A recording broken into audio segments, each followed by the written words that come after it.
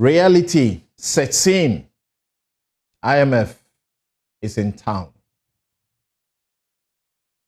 How are the negotiations beginning to shape up? What is going to give? Will free SHS suffer? Will Agenda 111 materialize, or it will be sacrificed? What else is on the table? And within this same time of the reality of the economic hardship that has led the country to the IMF, 34 CSOs and counting, and governance individuals have come together in a coalition, making a number of demands for democratic accountability. They don't want a JAPA, and they don't want a number of things. They want the Auditor General to exercise his power of disallowance and surcharge, which Occupy Ghana has been on for years now, to retrieve stolen monies and ensure that the right things are done. Teacher unions, also historic, all coming together, almost all coming together, and other labor organizations asking for COLA. What is that?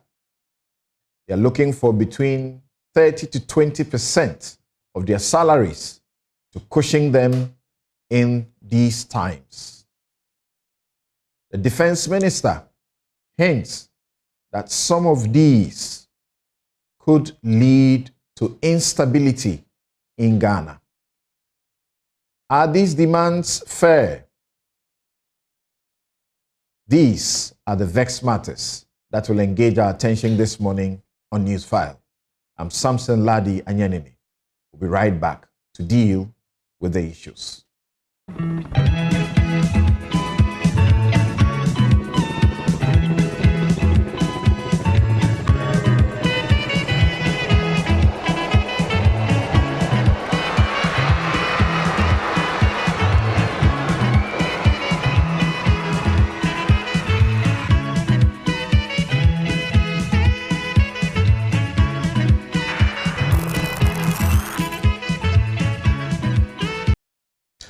You're welcome back. This is Newsfile. It's your most authoritative news analysis platform.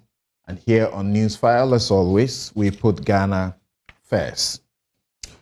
And here is my take. I title it, Community Sentence, Plea Bargain for the Poor.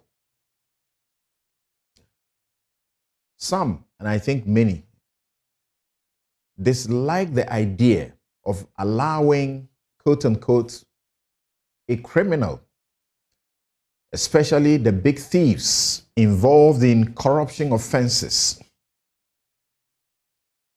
simply pay back and walk free. We don't like the idea. But this dispensation has existed in Ghana since 1993 in what we call the Court Act. It allows for compensation and restitution by the accused person. You go to court, you plead guilty, you are convicted on your own plea, but you are not sentenced to go to jail. I have used it for clients who admitted their wrong in causing economic loss to the state. You only lose your freedom if you fail to pay what is agreed between you and the state for your liberty, in which case you'll be thrown into jail because you did not keep to the agreement to pay back the stolen money, quote unquote, and perhaps the interest that was put on it. It is not for all offenses. It is for certain offenses, but they do not include minor offenses, which are often committed by the poor and hungry.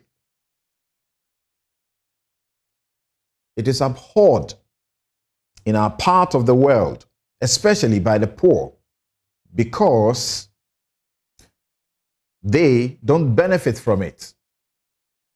And we seem naturally oriented to the Old Testament eye for eye and tooth for tooth. We are incurably religious, yet unforgiving. And we like to destroy, especially the wealthy. You hear about the pull him down thinking? Yeah. Even law enforcement officers have the mob justice mentality. Some treat suspects as though they have already been, convicted or condemned to suffer hell by a court. We like it that the accused are thrown into jail while the victim is left without any compensation and care. People have raised hell that some of those facing trial over the banking or financial sector mess were or are being allowed to take advantage of this law. They pay plus interest rather than only being thrown into jail. We passed the law for the bigger thieves. That's the Office of Special Prosecutor Act. And enhanced this avenue to give them further opportunity. And we actually gave it its proper name, plea bargain, for the very first time. It also allows the state to free one man so he could lead us to catch his many other thieves and even testify against them and to prevent more planned looting of our meager resources. They say exchange is not robbery. Not so. Just recently, we elevated this law by making a full, complete law on plea bargain. Just recently, a couple of weeks ago. Now, here's my point. While the Attorney General deserves applause for getting a bill for community sentencing, that is non-custodial sentencing, ready, I think this pro-poor policy rather deserves greater speed in passing it.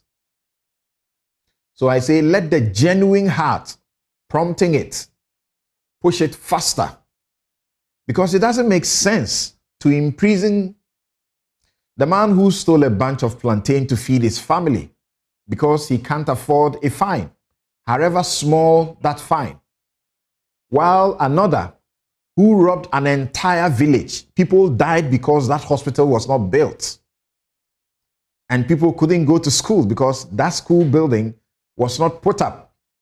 One man stole that money to allow such a person to walk free.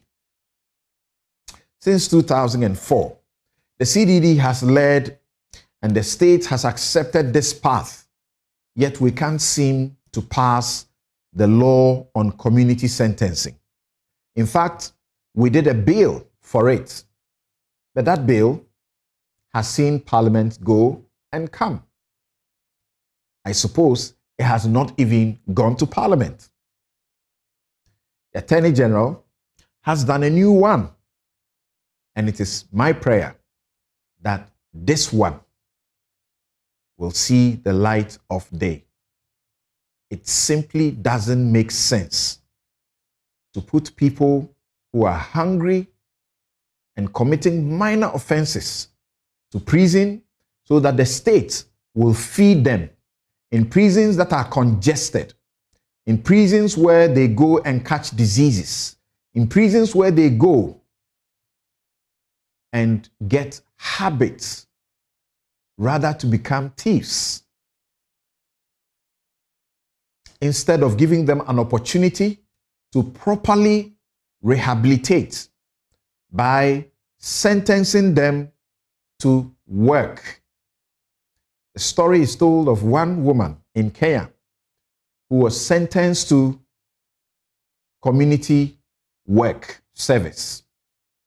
She was sent to a hospital just to keep the books properly. By the time her time was up, the hospital decided to employ her. This is the way that a humane society must approach certain crimes. And this is my take. Newsfile is brought to you by the candid sponsorship of Bank of Africa, strong as a group and close as a partner. MTN everywhere you go. Ashesi University, educating ethical and entrepreneurial leaders for Africa. Robert & Sons Optical Services, your comprehensive eye care service provider for 31 years. Waylead Properties, home is where one stars. And Fanat, Ghana. Think wood, think Fanat. We will be right back. I'll introduce my guest to you, and then we go into the issues of the IMF, what we are going to lose for what we may gain, and to answer the question, the rising, increasing agitation, civil society and labor unions. Is it fair in these times? We'll be right back.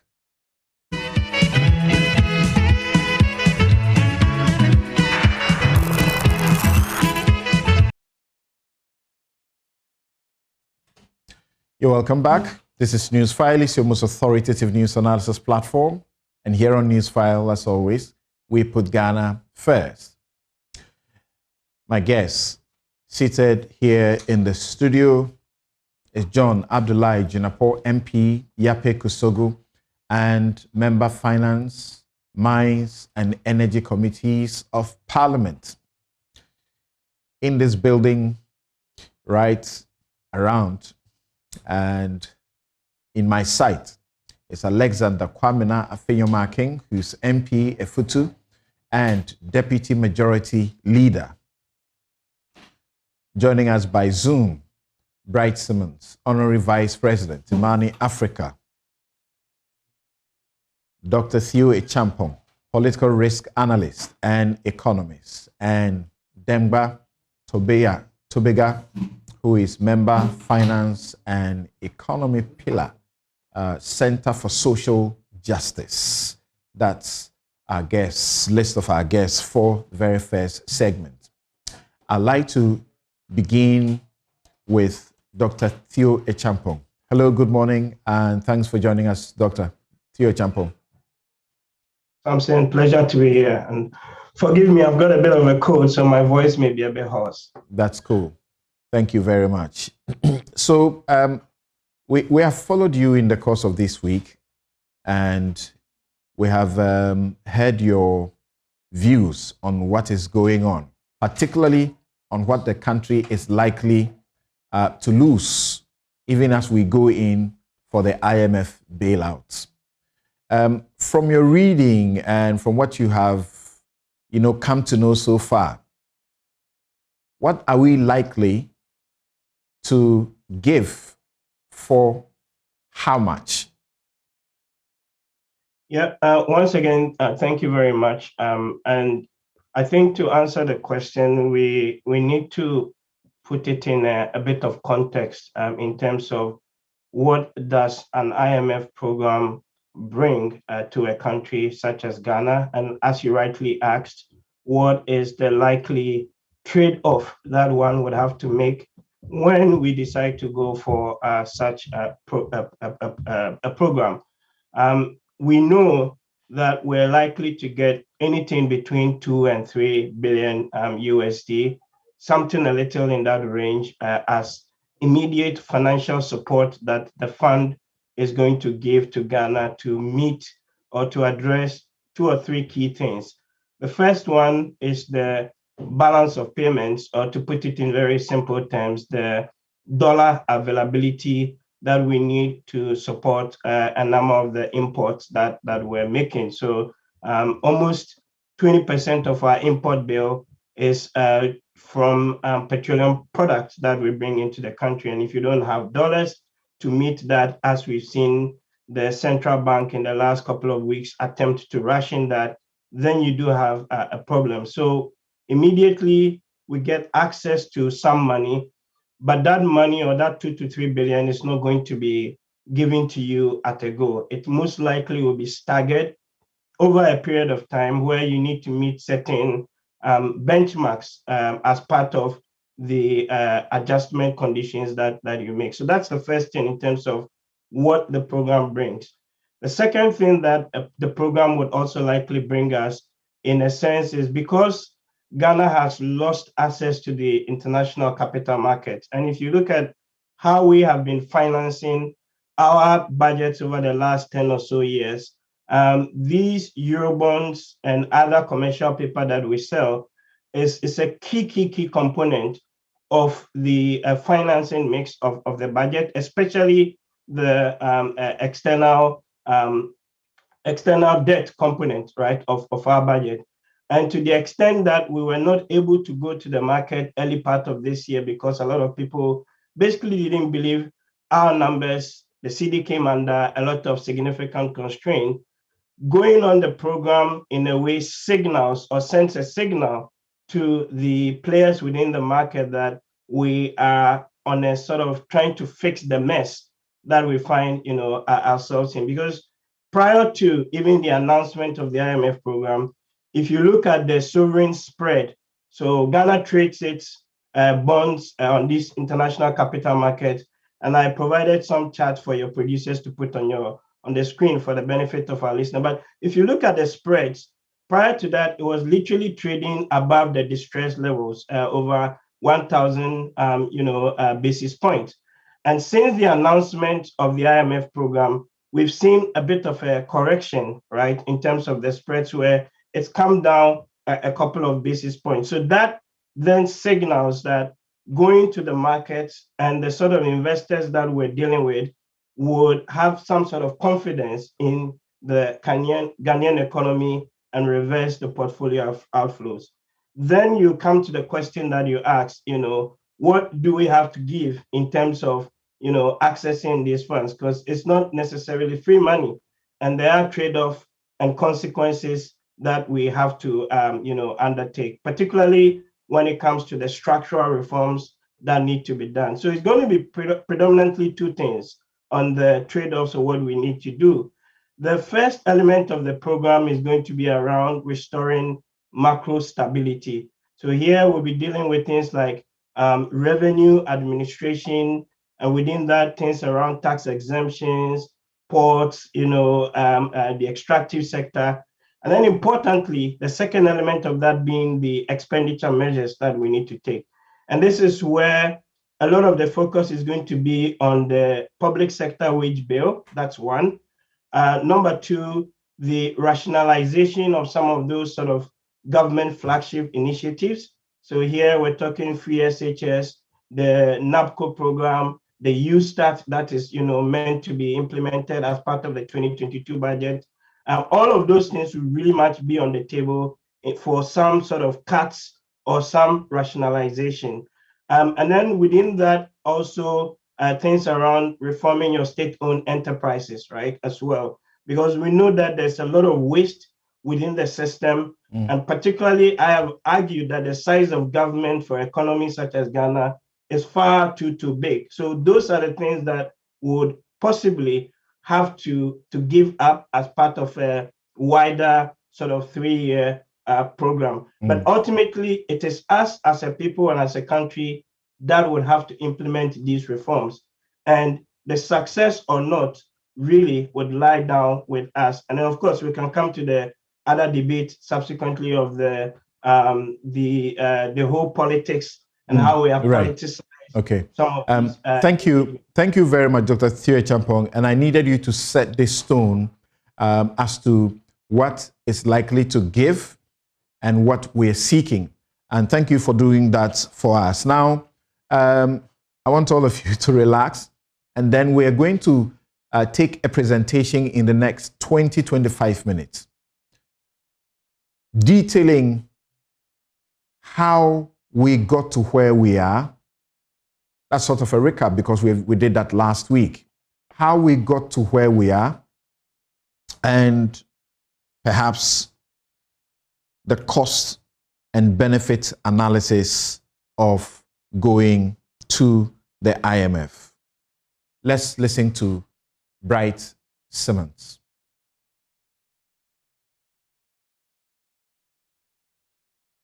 Right, to be able to share my screen in a second, if you just bear with me.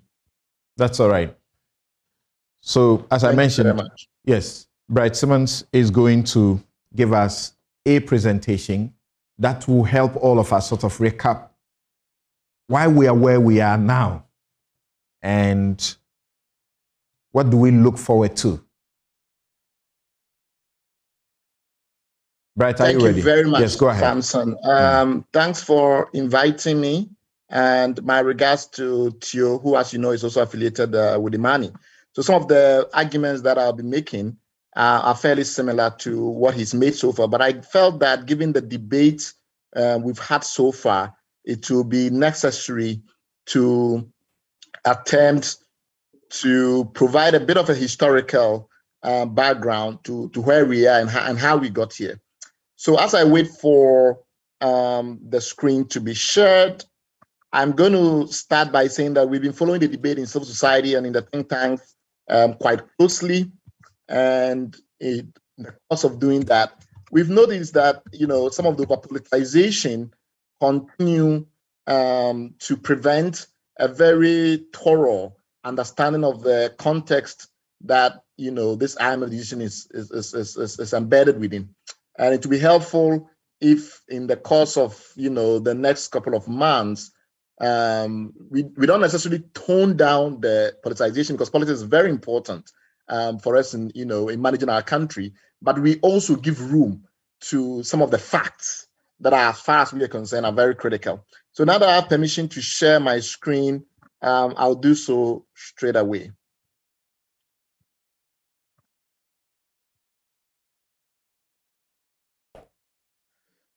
So like I said, first of all, it's quite important in order to have a sound debate that we first start by understanding the nature of the IMF program itself. The IMF programs are not one single program. You may recall that in a previous engagement on this very program, we tried to illustrate the different types of programs that the IMF offers and how they differ. In general, you're talking about two main types of programs, but in some respect, you can also think of three main types of programs. But I'll focus on, a categorization that deals with two main types of programs. One program you might consider, using a very simple analogy, as some kind of outpatient care. And another type of program is similar to surgery or intensive care. So if you have a fever and you go to a hospital, they don't normally keep you in the wards to take care of you until you recover. Usually they give you some medicines and you go back home. And then there are instances where you have to stay in the hospital. They have to monitor you more carefully. And then usually, because the care is intensive, it's not allowed that, you go back home. You stay there for a long period of time. If you think of the set of IMF programs, that's one easy way to capture the distinctions. So there are programs like the standby agreements, the standby credit facilities, programs like the flexible credit line, the precautionary and the liquidity line, etc., which are designed for economies that are doing relatively well, but they have some short-term or temporary challenges. And usually for these programs, you have to already prove to the IMF that you don't have a lot of structural issues, and these challenges that you have are temporary. And once you're able to demonstrate, so they say it's ex ante conditionality. You must prove that already the things that you are doing in your economy generally means that you will not put the resource of the IMF at risk, or you're not likely, even if you take the IMF money, to get into a worse problem. That is one category of programs. And then you have the second category of programs, usually what we call the extended funds facility and the extended credit facility. And that deals with protracted challenges, where your challenges are persistent. Also, the assumption is that you go in not qualifying for money, but the money that is given to you enables you to become eligible. So it's an ex post functionality. And then you have to do changes to the structure of your your economy or other aspects of your macroeconomic system. Now, the distinction between these is very important because we've heard a lot of people make the point that, a lot of countries have gone to the IMF, a lot of countries have gone to the IMF, without trying to understand what type of programs the IMF offer. If you distinguish things that way, then the argument that some government spokespersons have tried to make in order to confuse the debate does not hold. This argument that half the world has gone to the IMF, and therefore this is a routine. The suggestion is that the problems that we are facing are just routine, temporary problems, and they will just go away in a short period of time, and we just need some little IMF money to cushion us a little. I think that portrayal of things is not very accurate. So I went, to the databases, and I pulled up every country that has gone to the IMF in the last couple of years, and the ones whose programs are still active. And you will see that, contrary to the argument that has been made, when it comes to countries that have active IMF programs in general, that's about 41 countries. Remember that what happened in 2020 and 2021, where the IMF went into its board and then was allowed to redistribute the quotas, the SDR quotas. So in essence, the simplest way to explain it is that they allowed everybody in the world to just come for money without having to undergo a program or to meet any specific conditions. That is not a bailout. So to use that fact that a lot of countries went for that money, including Ghana, and to persist that half the world has gone to the IMF for a bailout is just completely inaccurate.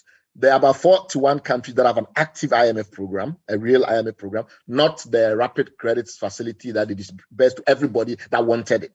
And of that set, the ones that are in a managed midterm program, where the suggestion is that your economy has protracted challenges, has deep structural problems, and you need 3 to 5 years to fix them. There are just 34 countries in the world. And of those, only 5 in 2022 or 2022. So it is very difficult to accept the suggestion that, because we've had COVID in Ukraine, every country is totally on the brink of macroeconomic difficulties and have gone to the IMF, or at least half the world have gone to the IMF. It's far from that. There are about 200 countries in the world. If 34 of them are in a medium term, a medium term structural program with the IMF, that cannot be half. That is something in the region of 1/7 or something like that.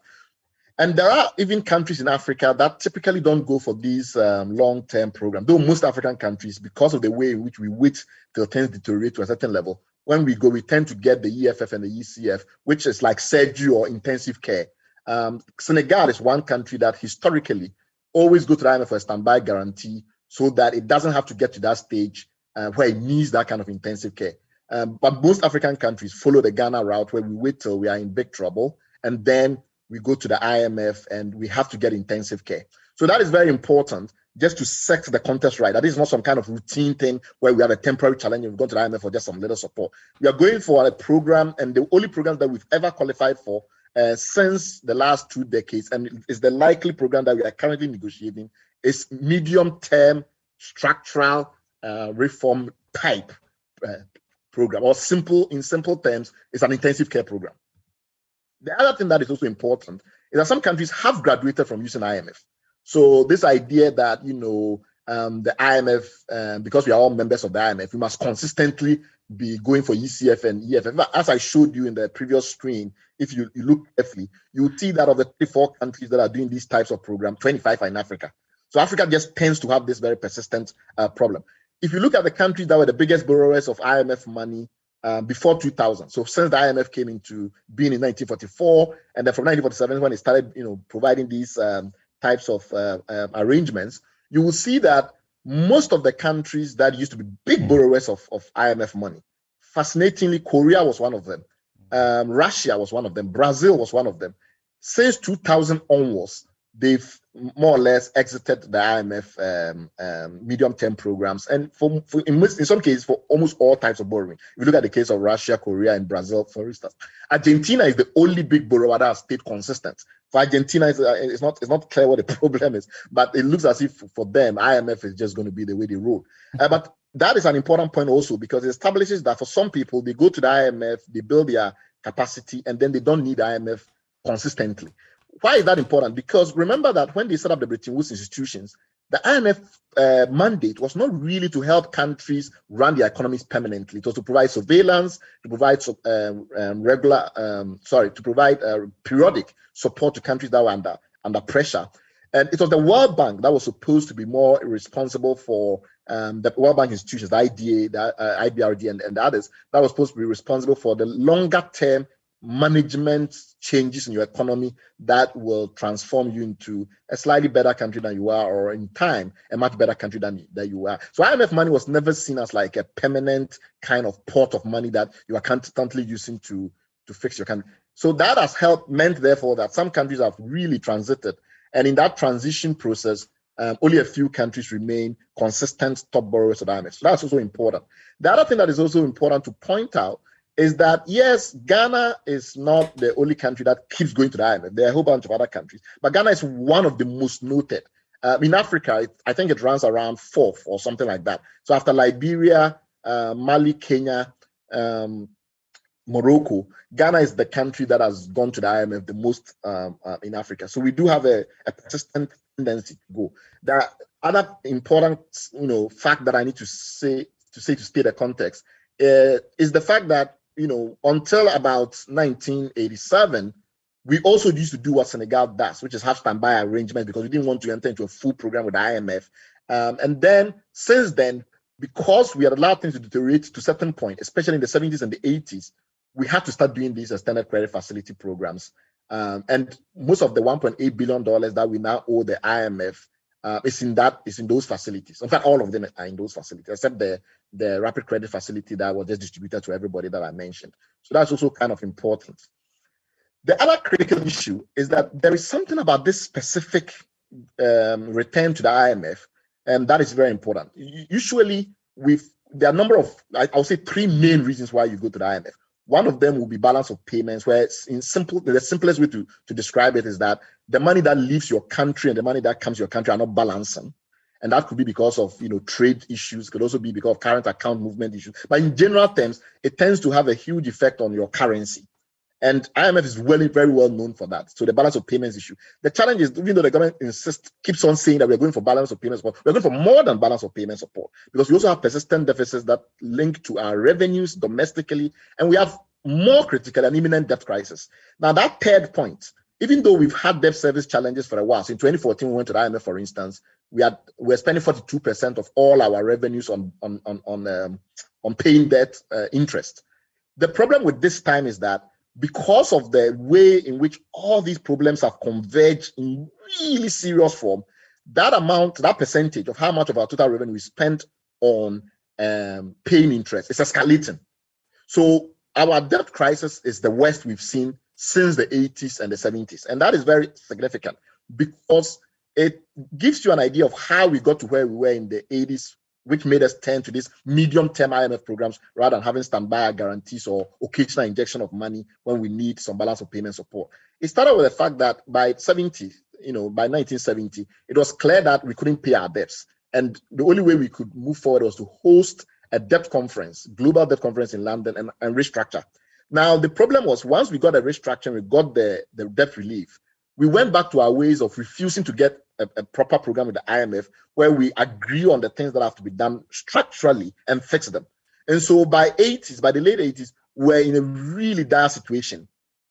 And that attitude of us going to the IMF for temporary measures, and then when we have to fix things on a more structural footing, we always exit so we can have our freedom, and then go back when things are deteriorating, has become pretty much the pattern that characterizes the way we've been doing things where IMF is concerned. The other important point that I also thought was necessary, given the debate that has ensued so far, is this view that, and it goes back to the earlier points I was making, this view that it's an acute shock. We've just had COVID in Ukraine, and those are the issues. That's not entirely true, because when you look at the situation in 2014 and 2009, you see our recent programs is 2009 and 2015, which are similar to what we're going to enter into now. Those periods were also global economic crisis periods. If you remember 2009, we had just come out of 2007, 2008 global economic crisis. And you can see from the graph that I have on the left that the decline in the world economy in that period was worse than today. So the 2009 economic crisis was actually worse than the current crisis that we are facing.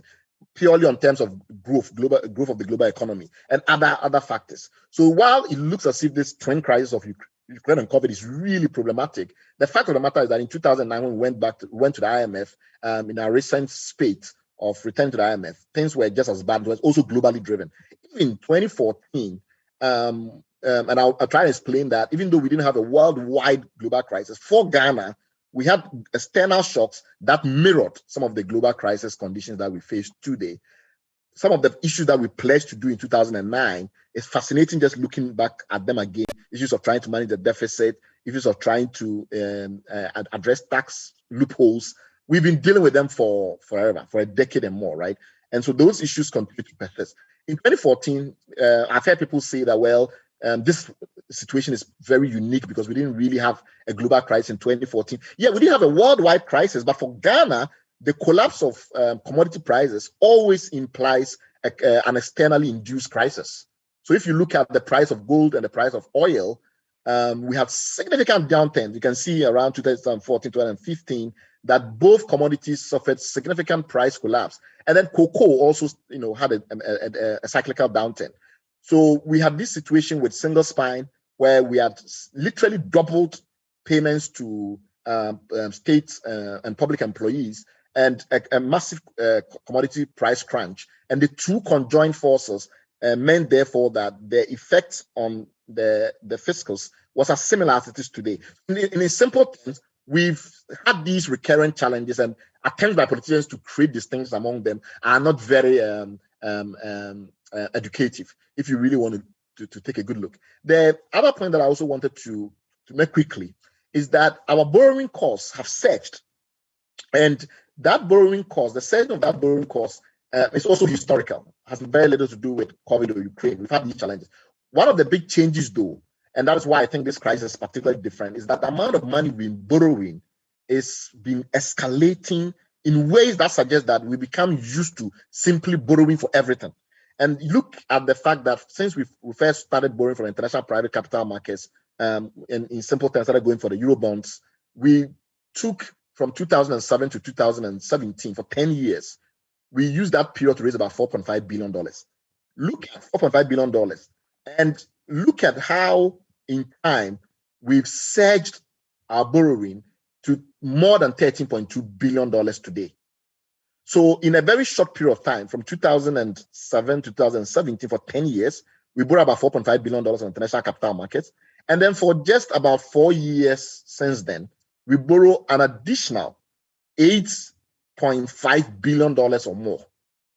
So we've more than doubled our borrowing in that short period, that 4 years. That was very significant. And if you look at how much we are spending on debt service, you can see clearly how much of our money, our revenues we use to pay debt. You can see clearly that the sudden rise, is steepest after 2016. So the amount that we are, currently, devoting to paying debt is escalating at a rate that is way before our last visit to IMF, right? And so that debt crisis component, so I remember I said there were three major ways of describing the situation that currently confronts us: the balance of payment issues, the persistent deficits, and the debt crisis. The debt crisis, I think, currently is worse than it was in 2014, 2015, and probably the worst we've ever seen since the 70s and 80s, when we had the yen 2 episodes and we had to do debt structuring, restructuring, etc. And of course, after HIPIC, the assumption was that we now had a clean slate, which does not appear to be the case. It also leads to this situation where, because a lot of the composition of our debt is given to commercial debt, the nature of where we borrow our money have changed dramatically. We're not borrowing money from sources where the debt is very expensive. It's created a huge amount of pressure on our ability to service that debt, which was evident in the graph that I showed you in terms of how much of our money we are currently devoting to paying interest on our debt. That has also then led to this complete lack of confidence in Ghana's ability to pay back the debt that we owe international creditors. And that current situation is such that we are the worst in the continent. If you look at how much our Eurobonds have been discounted by the market, in the simplest way to look at it is what an investor will probably lend to, the rate that an investor will lend to us if we were to use how our current debt is performing as a yardstick. And we are the worst on the continent by far. This was not the case 2021, right? We were bad, but not that bad. Now it's really, really serious. So if you take these factors into account, the assumption is that we really are in a worse situation than we were when we last went to the IMF, mostly because we have unfinished business. When we were exiting in 2019, we wrote a letter to the IMF to say that even though we have not met the conditions that we set ourselves when we entered your program, we think things are doing so well, or things have improved so dramatically that we want out. So first of all, we asked for some waivers of the conditions that we had agreed with them we will fulfill before they give us the money. And so we wanted the money, the 7th and 8th disbursements at once. We can't do these things that we said we'll do. One of them was the wage bill. The other one was the next international reserves situation, primary balance, and to some extent also central bank financing of the government deficit. In simple terms, we went to the IMF and said, these are things that we said we would do. We think we can't do them now, but because our economy is improving, forget about them and give us the money that is due or the money that you have. Because usually what they do is that they don't give you all the money at once. They disperse them as you meet conditions. The reason though why the growth was doing so well, I think we somehow gloss over it. And that is the cause of the problem we are facing now. The growth was primarily due to the fact that oil expanded because Sankofa Jinami and the rest came on stream. Commodity prices that had declined in 2014, 2015 went back up. And then we also started to get access to international capital markets, so a lot of money was coming back in. And most of these things masked the fact that the structural conditions had not been met. So the reasons why we said to the IMF that we want to exit and forget about these things that we said we would do is because we said that was because our economy was doing so well. But if you look deeply behind the scenes, it was because of factors that were not necessarily due to policy improvement. And you can see that from all the unkept promises that we made in that period. We said we would tighten the exemptions regime for taxes. Up to now, we've still not been able to pass the agreement, the laws that will make it possible for us to tighten that exemptions regime up to now. And we said back in 2019 that, even though, in 2016, when we're going for our review at that point, that we're going to do it by 2019. By 2019, we hadn't been able to achieve it. And we were still telling the IMF that we want to get out. Property rate reform. Look at what we've now done with this DCS problem that we currently have in our hand. Clearly, we're not going to be able to do property rate reform anytime soon. Issues with sound receiverships for the banks. The receiverships were supposed to help us with recovery. We're supposed to make money back from the banks that we'd resolved so that we can cover some of the money that we've spent. Look at how badly that has been managed. Public sector reforms are stalled. Last time we did a review on that, most of the money had gone to buying cars for public agencies as opposed to doing massive reforms and to improving productivity of the civil service. Public debt was to stay below 65%. It's now over 80% if you are being very candid and adding arrears. Energy sector reforms, all of these things were not done. Then on top of that, we start to have these delusional ideas of what is going to change from 2019 onwards. We said we're going to hit 1 million barrels of oil per day. Today, we are struggling to do 150,000 barrels per day. We said we're going to use fintech to completely transform the services sector and the rest of it. Now we are imposing yield levy, and from the latest research conducted by some of my colleagues, including Dr. Champon, who is on the show, we know that we've damaged confidence in financial technology solutions significantly. We talk about integrated bauxite program and how that was going to transform our industrial base. We know the Hydro project is more or less abandoning that anchoring of the bauxite program to infrastructure. We said a whole bunch of our NAPCO graduates were going to move into commercial production. We're going to get them involved in activities that generate money to be used to pay them. We now know that even the whole NAPCO thing has to be scrapped now because, look, it's not sustainable. We said we're going to have 10,000 of them in commercial enterprises. Not even 100 have been able to, transition from getting government money to go into commercial enterprises. Look at the sheer number of programs, targets that we just couldn't meet. Just look at them. All the things that we said were critical by the end of 2019, by the middle of 2019, we had not met them, but we wanted to exit from the program. Even simple things like migrating government workers to the central payment system we have in Ghana called GIFMIS and the HR management system, we still have some lapses with some agencies still not migrated. Almost all the key progress indicators suggested that we're not yet there. We were not yet there because we're not meeting the structural reform part of the program. So the quantitative performance criteria in other areas were being met, but the structural changes, which is the thing that keeps us going back to the IMF, we had not met them by our own reckoning. And yesterday we insisted to the IMF that we had to leave in 2019 and they should just give us the money and walk away. We are not done so well also when it comes to the things that we are already working on that are structurally related. Compared to other parts of Africa, we spend more on our civil service, though we have fewer civil service employees than some of the countries that we typically benchmark with. Our revenue coverage in terms of how much money, how much of our income we spend on debts and paying of employees is the highest in the region. These are major problems, huge problems. Lastly, and I know I'm running out of time, we also started to mismanage our revenue sources. A lot of people forget that Ghana primarily is still a tri-commodity economy. Until about 1995, cocoa provided maybe 80% of all the external income we made. And then since then, we've seen significant structural changes to the economy, but it's still in the commodity sector.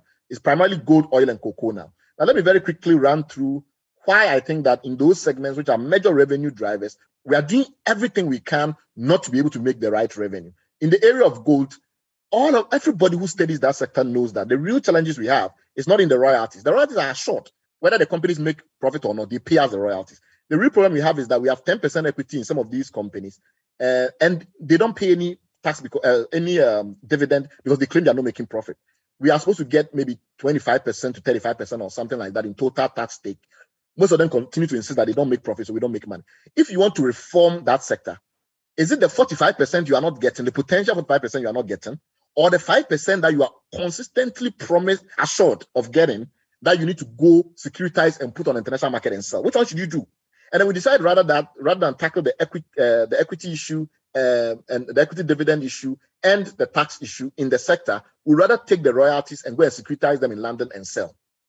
Now, that problem is evidence of why we now have this situation we have in gold, where every time we try to fix illegal mining, gold production drops significantly, as it did last year. Take oil. We know we have to attract investment into the space, because one of the challenges we are having is that investors are not bringing in enough money to do exploration and find more oil. And that is why the 1 million barrels of oil a day we told IMF will be hitting around 2023. We are now on course to actually hit not just a little above 15% of that. Part of the reason is that the investment is not flowing because of our conduct. We look at this issue that we have in the Westgate 3 Points area and the OCTP issue between ENI Vitol and Springfield, where someone has spent $6 billion, the largest single investment in the oil sector, discovered a large oil field. Somebody next door has not even finished doing appraisal for us to know how much oil is there. You say they should combine the two fields and give the other party, because it's a Ghanaian, 55%. And no matter what they say, no matter the data they show, no matter the analysis they say, you refuse to engage with the analysis until they go to the international arbitration space. And now that has led to a situation where a lot of other investors, when they speak to us in the think tanks, in the civil society research movement, you find that they tell you constantly that they have challenges with the way in which the sector is being managed. And then we have some issues also in cocoa, where all of a sudden cocoa is now a loss driver for Ghana. So this is an area where we used to make some net gains in Forex. Now, when you look carefully at the cocoa sector, it looks as if, given the depth that cocoa board is piling, it's an ability to meet some of these international commitments, etc. Cocoa is actually becoming a loss driver. So these are heavy problems. And quickly to end, all the evidence show that well before COVID, well before Ukraine, Ghana was already in some of the critical areas like debt service and the like, doing badly compared to other countries. Now, is the argument that these countries were not hit by COVID and Ukraine? Look at our bond spreads before COVID and after COVID. Why is it that our debt is more costly than other countries, even though we all suffer the same COVID and Ukraine? So the evidence doesn't show anything to suggest that the primary challenge that we face is Ukraine and COVID. Of course, it's contributory factors, but I'm saying that independent of that, measuring us or benchmarking us against other countries tell you that because all those countries are also suffering from COVID and Ukraine, if we are worse than them, then there's something more than COVID and Ukraine at heart. So I will end there, and if there are questions, I had some limited issues around, what is that we are likely to gain from the IMF. Maybe I'll just go through that in 1 minute. Yes. The key issue is that... Yes, if you can do 1 minute with that. 1 minute, yes. The key issue with that is that right now, when we go and we borrow from the private markets, which have become so fond of, we are spending a lot of money on fees and charges to all manner of consultants and professionals, some of whom are in this country, some of whose organizations are actually affiliated with the government. And with IMF, we are not going to spend that money, and so those consultants are not going to get that money. But it also means, therefore, that the cost of borrowing to Ghana will be low. Some of the IMF facilities attract zero interest rate. The ones that attract interest rates, maybe not more than 2%. So if you look at all the costs that we're incurring on the private market, any money we get from the IMF, and it's not going to be as large as what we're getting on the international private capital markets, of course, but that money will be cheaper. So that's a useful thing. The other thing is, it doesn't mean that when you're on the IMF program, you can't go back to the international market and borrow. Just that you have to borrow at a reasonable rate. Our last highest economic growth was observed when we were under an IMF program. So the IMF program can be mixed with the capital markets, but you have to do it in a way that does not overburden your ability to pay. And that is very critical. The last point is also that the government will have to tell the truth a lot more about the economic situation and be more factual. In the last program that we did with the IMF, we lied about how much of our external arrears were due. We had, some arrears due to Exim Bank in India and other places, and we were hiding them, or we were negligent about them.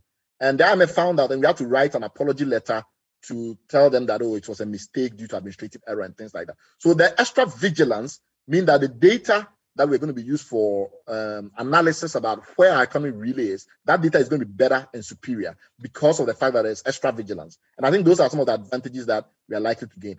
However, the IMF is not a short-term solution because it takes a number of months typically to get a program. The staff of the IMF have to agree with us on what the issue is. And typically, given that we have been arguing among ourselves whether or not we even have a real crisis, that potential distraction could mean, therefore, that it keeps longer before we get agreement with the staff, and then the board has to approve. The average waiting time is around 115 days, according to researchers. But some countries like Zambia have been waiting for 5 years to close an IMF program. So you need to understand that we need to do things even before the IMF program kicks in, because we have an imminent debt crisis, which requires really serious thinking about how we're going to start meeting the debt servicing that is falling due this month, this quarter, this year. Thank you very much.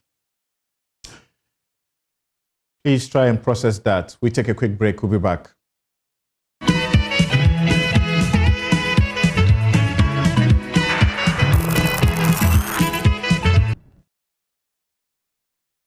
Right.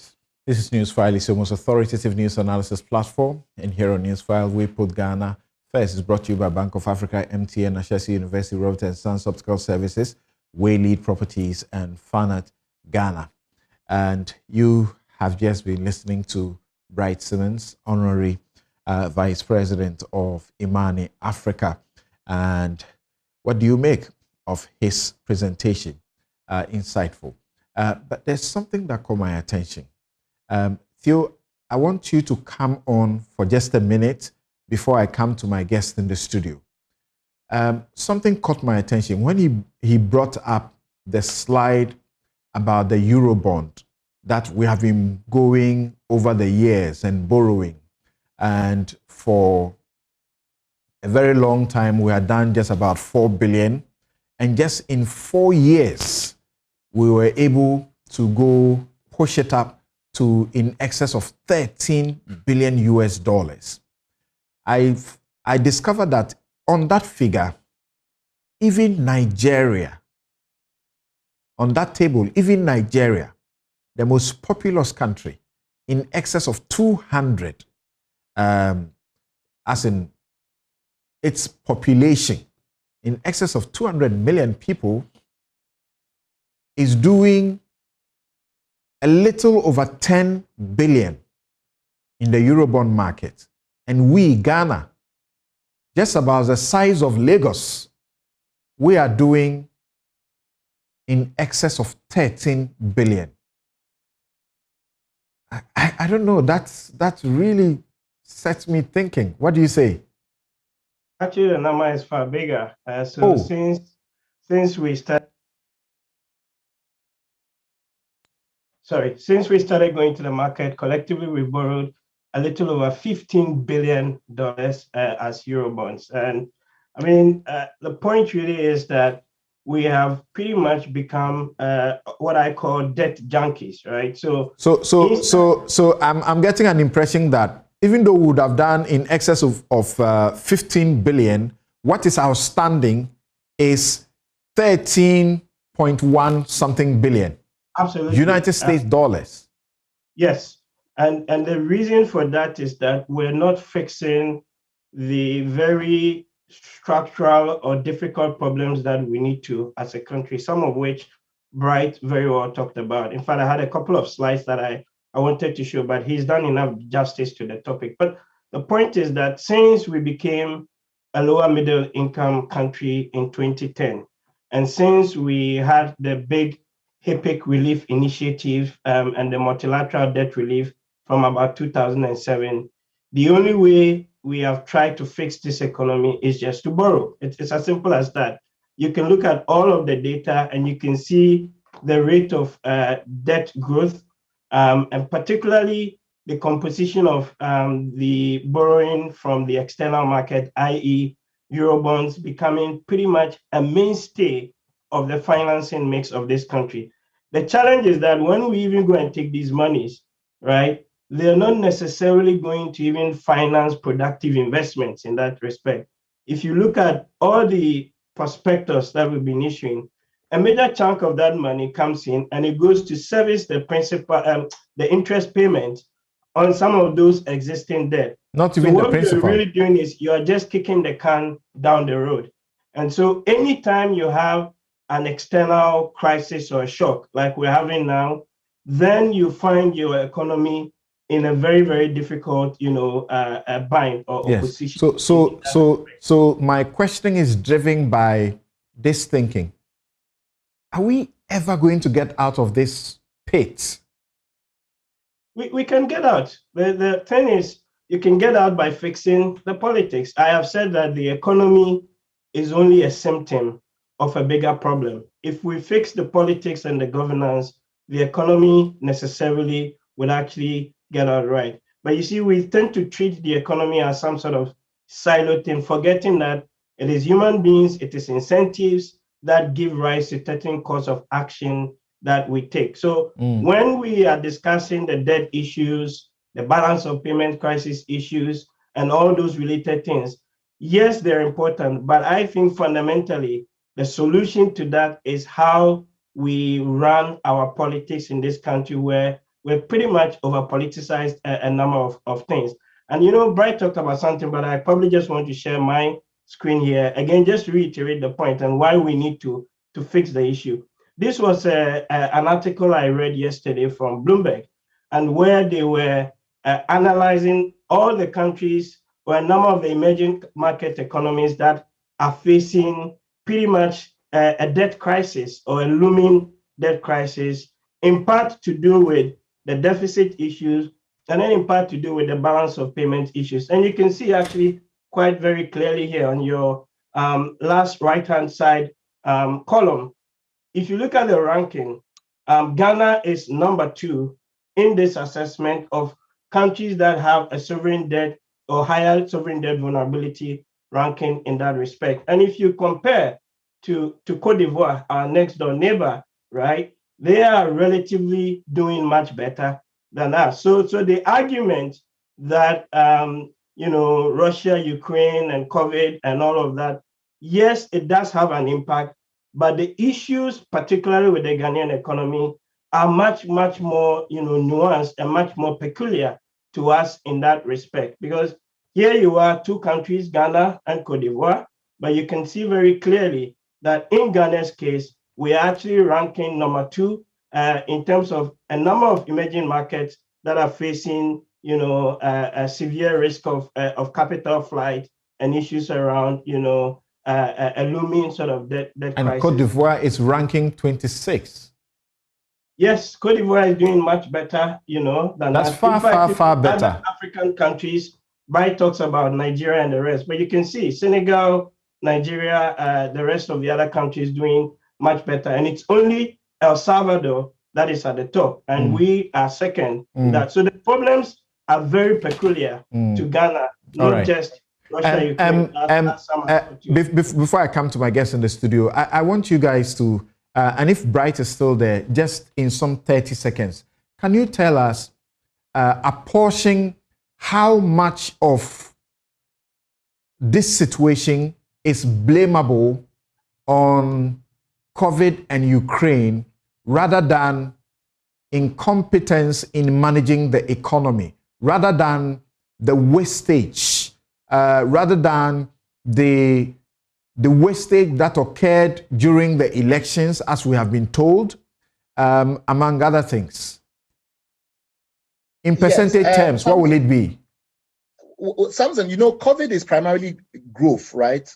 The big impact with COVID was that we had a slowdown in economic activity, and that led to a fall in growth. And we've measured that for 2020, 2021. We are very clear how much of a retrenchment in our growth was due to COVID, right? So you can literally quantify that and then take it out, right? So if you did that, and then you look at Ukraine, which is mostly imported inflation, the increase in price of oil and things like that, and you unpack that, you will find out that 65% to 70% of the problem is still unaccounted for. You get my point?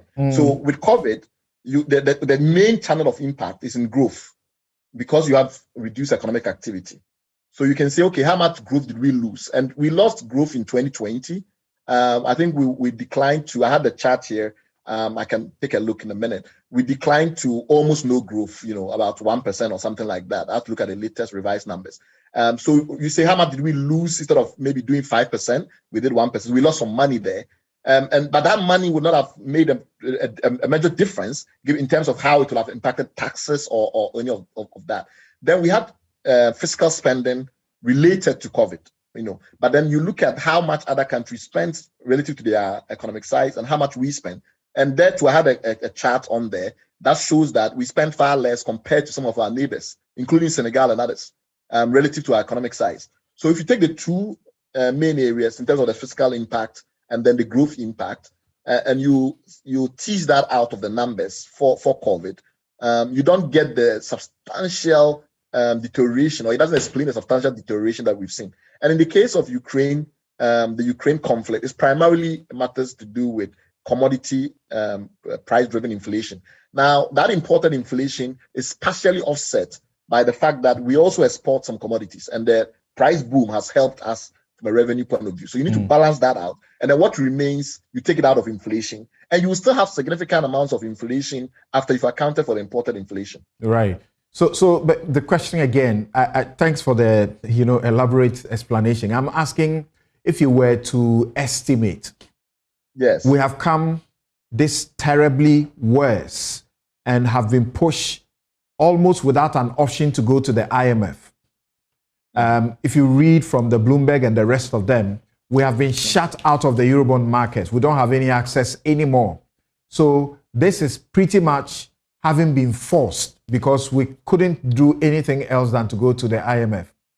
How much of this deterioration is blamable on wastage, the corruption, incompetence in managing the economy, rather than the COVID and Ukraine situation?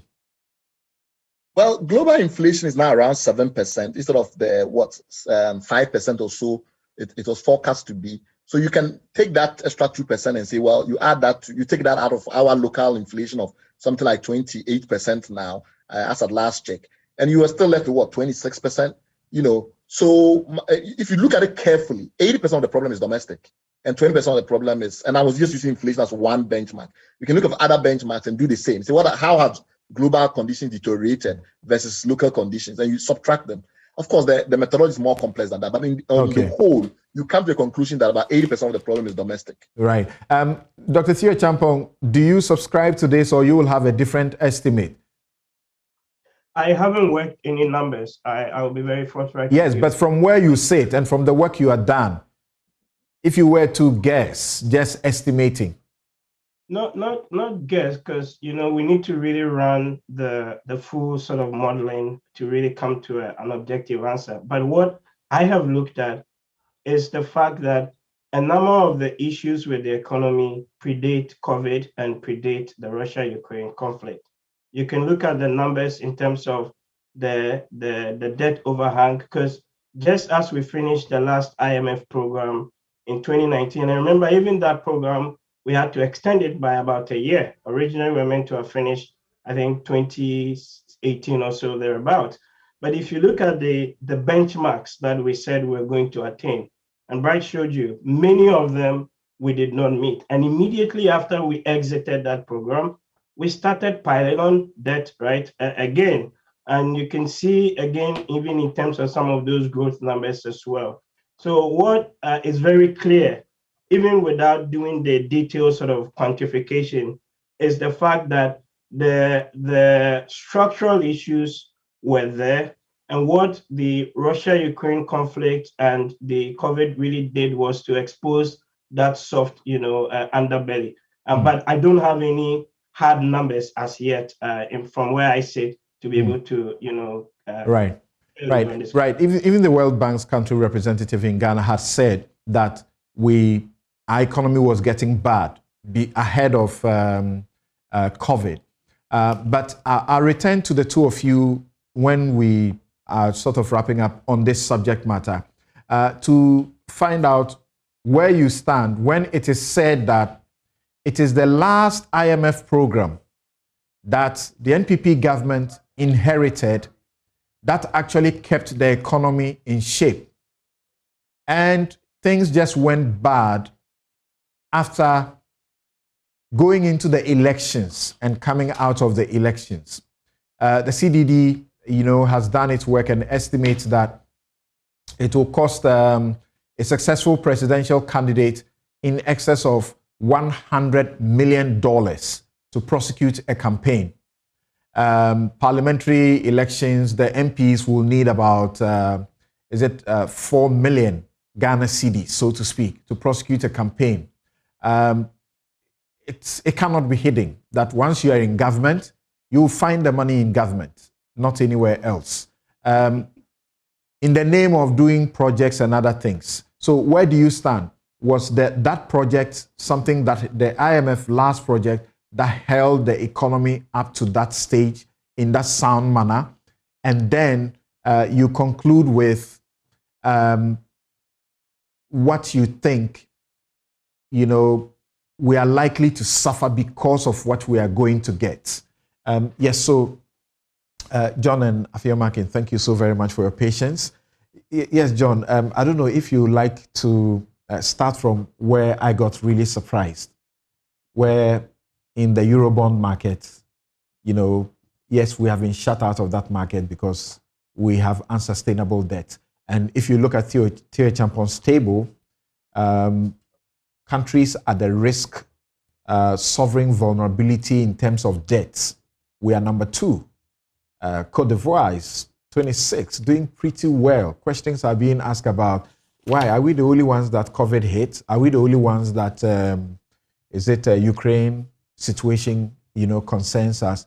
But when you look at the borrowing level, and you see that Nigeria, even Nigeria, almighty Nigeria, is doing a little over 10 billion, and Ghana is doing in excess of 15 billion, but we have 13 billion plus outstanding. How do you interpret that to the ordinary person? What does it mean? Okay, thank you. Let me commend Dr. Theo and Bright Simmons for that elaborate discussion. Like you said, normally it's not a problem to borrow as a country, provided you are borrowing to invest in critical infrastructure, capital expenditure that can bring you some return. So you recall that we borrowed about 1 billion to build a Tuapo gas processing plant. It's proven to be a game changer because if you read the Energy Commission's document, in terms of import substitution alone, we're making an annual savings of over 300 million. We borrowed to build Kotoka International Airport. So borrowing per se is not that bad. Moreover, if you refinance, it simply means that you are borrowing from Afenyo to pay John. So your debt must not increase if you are doing refinancing. And if you look at the annual debt report, I think this page 20, table 5.6, it gives you a breakdown of all our borrowings. So between 2013 till date, this is IMF. No, this is Ministry of Finance. Okay. This is from the Ministry of Finance. By law, they are supposed to submit the annual public debt report to us on how we are managing our debt. Okay. We borrowed 14.77 billion between 2013 to date. Between 2013 to 2016, we borrowed $3.7 billion. Then, when President Akufo-Addo took over, till 2016, he borrowed over 10 billion, about 11 billion. A total of what Nigeria has Yes, borrowed. 11 billion within that short space.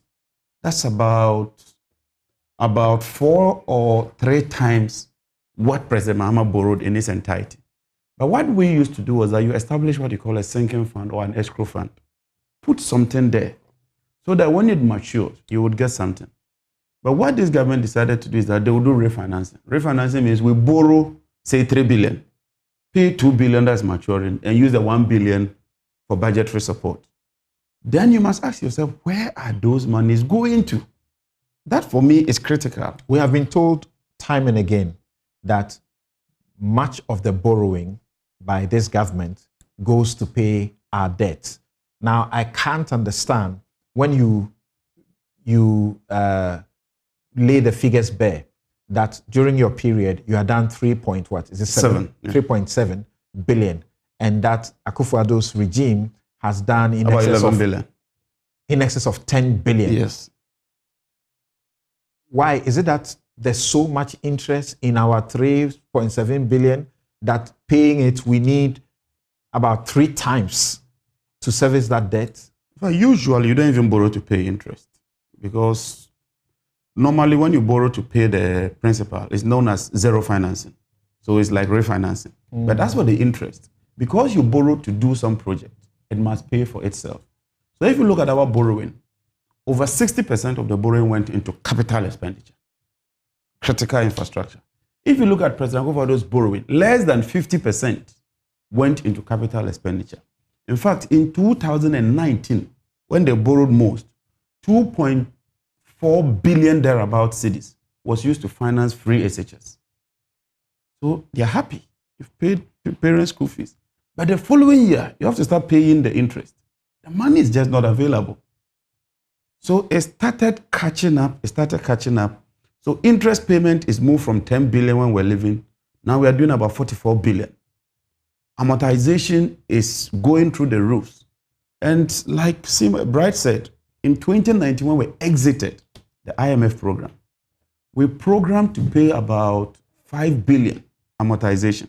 We ended up paying 11 billion. What that means is that the investors were not convinced. Because when you program to pay 5 billion and you end up paying 11 billion, then you must go to the reserves or you must borrow more to pay, because that means that there's a run on you. And in 2019, I'm just trying to distinguish the issue pre-COVID and COVID. Post-COVID. So 2019, the cedi depreciated by almost 13%, about double the depreciation in 2016. That should tell you something. If the cedi depreciated by 13%, it means there's a run. And in Ghana, we have domestic and public debt. In the US, domestic and public debt is based on nationality, because they deal with dollars. Ghana is based on currency. So when you have cedis, we classify that as domestic. But within that domestic, Franklin Templeton and all those people, we borrowed dollars and converted it into cedis. But when you pay the interest rate of about 19.5% on $2.5 billion CD equivalent, and you pay it semi-annually, when they take that money, they then go to Bank of Ghana in 2019. They say, we want dollars. Because we want to convert that cedis to dollars. So the real situation started showing in 2019. Then the deficit. You were reporting deficits under 5%, IMF reporting deficits over 8%. And it's this deficit that transforms into what you call your debt. So clearly, by 2019, getting to the end of 2019, we're having a major problem. And when you look at the 2021 media review, the manufacturing sector declined. The construction sector declined. The financing sector declined. The fishing sector declined. So you are seeing a huge GDP, but you are not generating the revenue from that big GDP to finance it, because you are borrowing so much into the economy.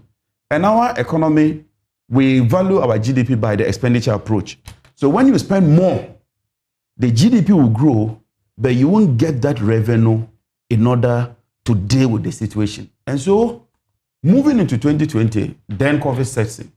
And quickly, this issue of COVID, we are told that, oh, we are in this mess because of COVID. Total budgeted COVID expenditure in 2020 was 11 billion. We ended up spending only 8 billion. That's a reality. We spent only 8 billion.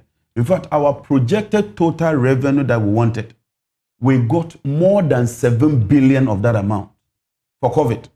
Because from 2021 and 2020, we spent only 12 billion. Meanwhile, we made 17 billion and another 2 billion. But ask yourself, even that COVID expenditure of 8 billion, which was way below what we even budgeted for, where did we get the money? 1.2 billion of that amount came from the stabilization fund.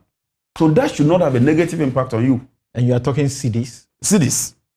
$1 billion, and that's where the special drawing right comes, which virtually every country, IMF said, look, because of COVID, mobilizing funds is difficult, so we're giving money. But you take note of the fact that at this time when you say the economy was not as it were showing and certain sectors were not growing, we were spending in excess of, is it 25 billion to take care of the banking sector? No, I'm talking 2020. 2020.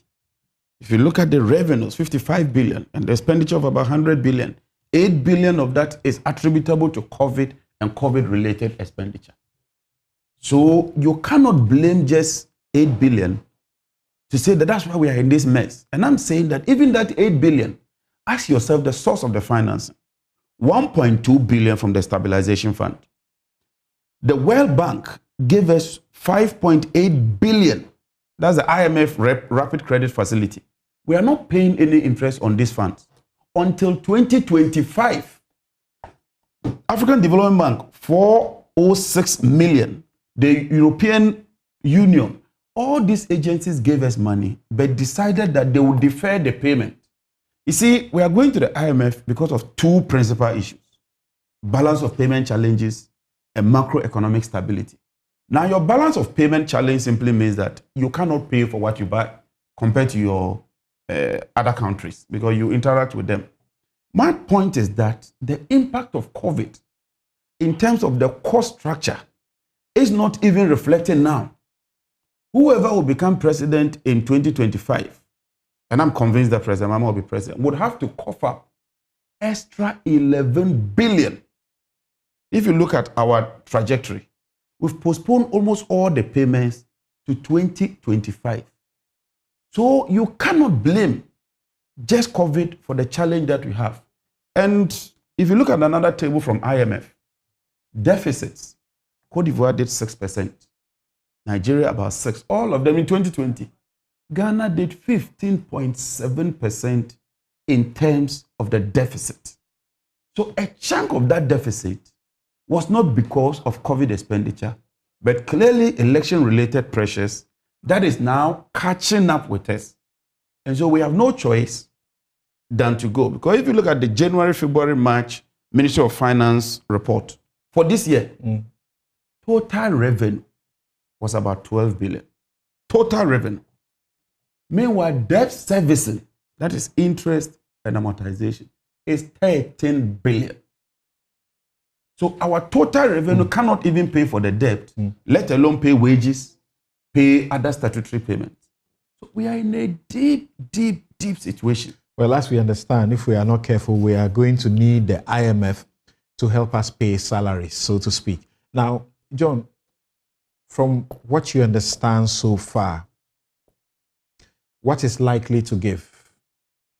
Free SHS, we understand from communications from government quarters that that one has been isolated as untouchable, non-negotiable. It should stay without anything happening to it. We're waking up today hearing about feeding in some of the secondary schools, the difficulties they can't feed, and they are likely to shut down as a result of that. This is not a new problem. You had mentioned earlier about funding free SHS and the difficulties with it. In fact, this finance minister was overcome when he attempted to suggest an alternative to the free SHS implementation, where you could see that very reasonable people, agreed that the approach was wrong. And the best way was not to do it the way we are doing now, because it's not sustainable. It looks like we have now come to that reality. So what is it that you see is likely to suffer? As for Agenda 111, 111 hospitals, it's not actually started really yet, so I'm sure that is easy to give up. I think that you've raised a very critical issue. I think, Honorable Afenyo, it's about 1 cedi per pupil. I'm not too sure. So it's not 1 cedi, it's less. So let's even assume it's 1 cedi. I think it's about 60 pesos or so. And we said that we want to provide one hot meal for each people. When I was coming, I checked the price of just one egg. It's over 1 cedi. So already, even what you are allocating for free SHS, simply for feeding, especially the students at the primary level, I'm talking of even feeding, it simply doesn't work. That is one. Two is that go to the 2022 budget. We project total revenue at 100 billion. That's what we total 100 billion. Meanwhile, when you take the expenditure lines, debt servicing today, that is both interest and amortization, is about 50 billion. If you take compensation, you can't do anything about that. It's 36 billion. So that puts you in 86 billion. If you add statutory payments, they are statutory, common fund and all that, it's about 40 billion. That takes you to 126 billion. So expectation management is a critical issue. In fact, your total revenue, everything, cannot even meet 3 line items, let alone come to talk about capital expenditure, goods and services, and others. I heard the minister say that he wants to reduce expenditure by 20%. If you reduce discretionary expenditure by 100%, you will still not achieve that 20% cut. So certainly something must give up. And the IMF is not for that Christmas. What they do is that they sit with you, you give them a letter of intent. Yeah, so the school feeder, I think it's 1 cedi per plate of the feeding. And they have been asking for an increment. Because as we speak, inflation is over 30%. Fuel has gone up by more than 100%. The exchange rate today is about $8.2 to the cedi.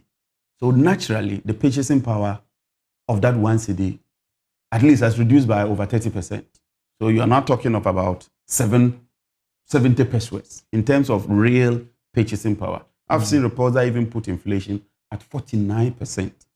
And yet, this government is insisting that all their flagship programs will stay. The IMF will do one first thing, Samson. The first thing is that they have to satisfy themselves about debt servicing. That one, they would insist that you do that. Two is that you say you won't retrench workers. So wages and salaries, another 40 billion. What is left to be used? So government should even begin to manage expectation. This issue about, we strategically move into IMF, we are entering there with our own terms and all that. If you could do that, you won't go to IMF in the first place. So really, there are real challenges that all of us should brace ourselves to face going forward, because the situation is dire.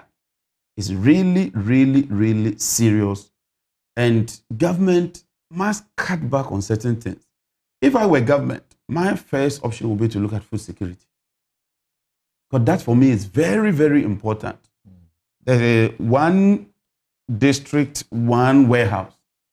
Most of them are uncompleted. And you see, that is where the drain is. One dam, one village. They were supposed to help with dry season farming. I've been to the Savannah region. Not even one dam out of the dams they constructed can support dry season farming. So you are putting a lot of money in all these areas, and the returns is even negative. Because you'd have borrowed money to build a factory, a warehouse. It's 70% complete. But as we speak, we are paying. But my final one has to do with the debt that we are not even adding to the national debt. Bright talked about Sinohydro. We went to borrow 2 billion. And we said, it's not national debt. It is a barter trade. And that we're going to process our bauxite in 3 years into refined aluminum. We'll use that money to service that facility. But in the agreement, it was explicit that in the event that we are unable to do that, government will have to stand up. I serve on the Mines and Energy Committee as a ranking member. I can tell you for sure that next year, when we start servicing that facility, we wouldn't even have a foundation in terms of a factory to process bauxite, let alone pay that. We've borrowed the hashish from Get Fund, over 2 billion. We've decided that that is not our debt.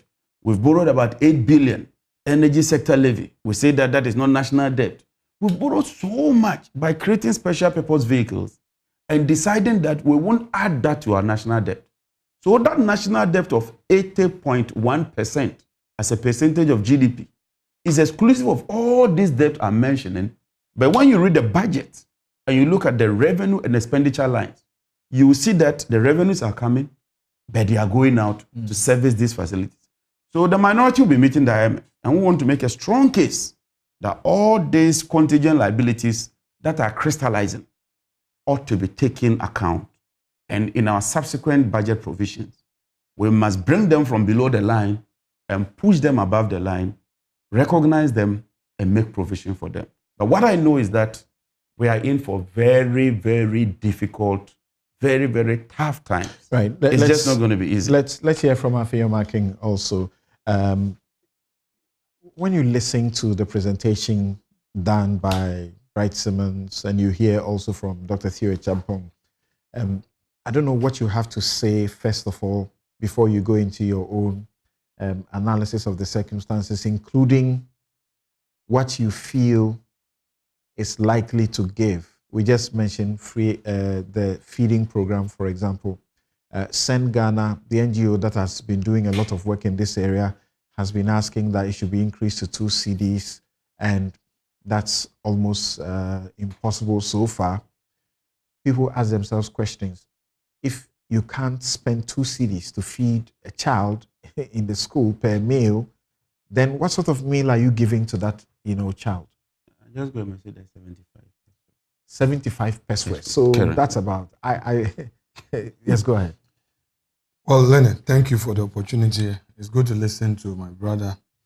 Let me commend the earlier contributors for their industry, and they've given us their own views. I have some few disagreements.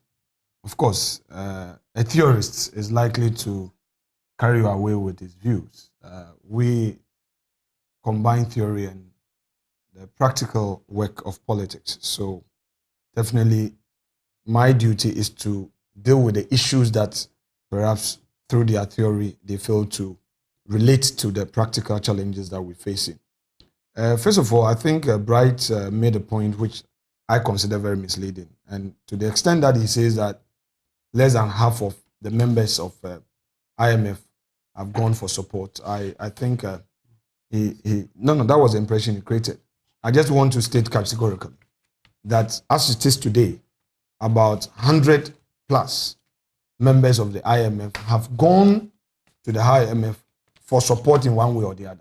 It depends on which... They went when? I think it's a matter of public... That's the propaganda that people have been trying to explain.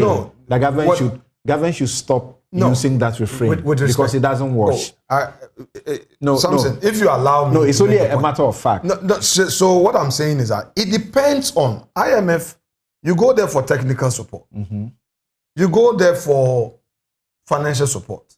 Like you said, it's like, the body mounted surveillance monitors every economy in the world. So is it not true that about 100 members of the IMF currently are on a program in one way or the other? Wait. And that I kept quiet for you. And that is triggered by COVID and Ukraine. Because countries that went to the IMF even before COVID have been lumped up in that number and claim that COVID has hit everybody and they are running to IMF. Ghana too is going, so no problem. Okay, so let me make my point. All right. I am saying that currently, more than 100 members of the IMF are with the IMF for support in one way or the other. Fact. 2, if you want to distinguish between those countries that applied earlier and those that applied post-COVID, that's a different matter. But I would want to make the point, very categorical, that as it is today, we have specifically 101 countries who are members of the IMF having a program with the IMF. Now, my colleague tried to do some politics, and because we are in competition and he tries to say that they did better in government than us, it is important I point out some of the inaccuracies in his earlier submission. First of all, the growth they left us with in 2016 was 3.4%. Pre-COVID growth in this country was 6.3%. You left us with an inflation of 15.4. Pre-COVID inflation in Ghana was 10.8. And then, of course, T-bill was far, far higher at the time you left office. Pre-COVID T-bill was 12%. These are facts that you cannot deny. Now, if you remember, Christine Lagarde granted the interview to Graphic and indicated clearly that because of the discovery of oil, your government then was carried away and you were doing more of expenditure without properly doing investment that would yield results. And that was the reason why you were going to them for support. I mean, that was categorically stated. You did not deny that fact. Now, what have we done as a government?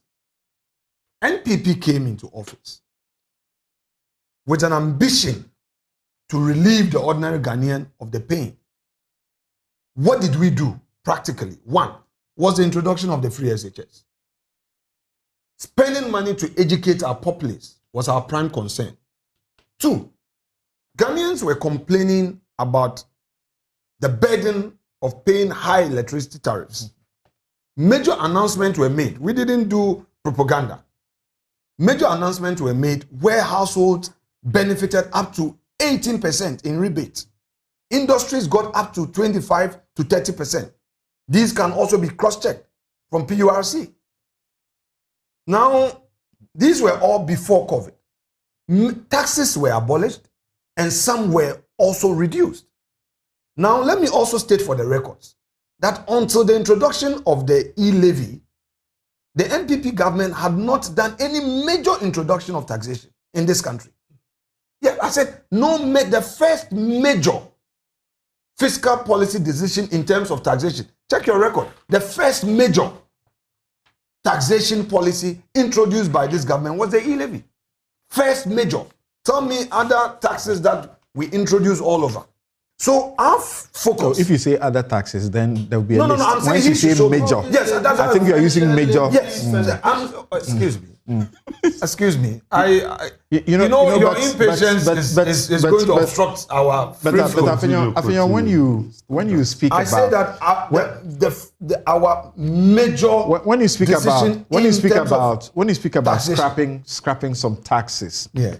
And cushioning. You did less interruption. And cushioning Ghanaians. Yes. The question is, are you referring to that to make any blame?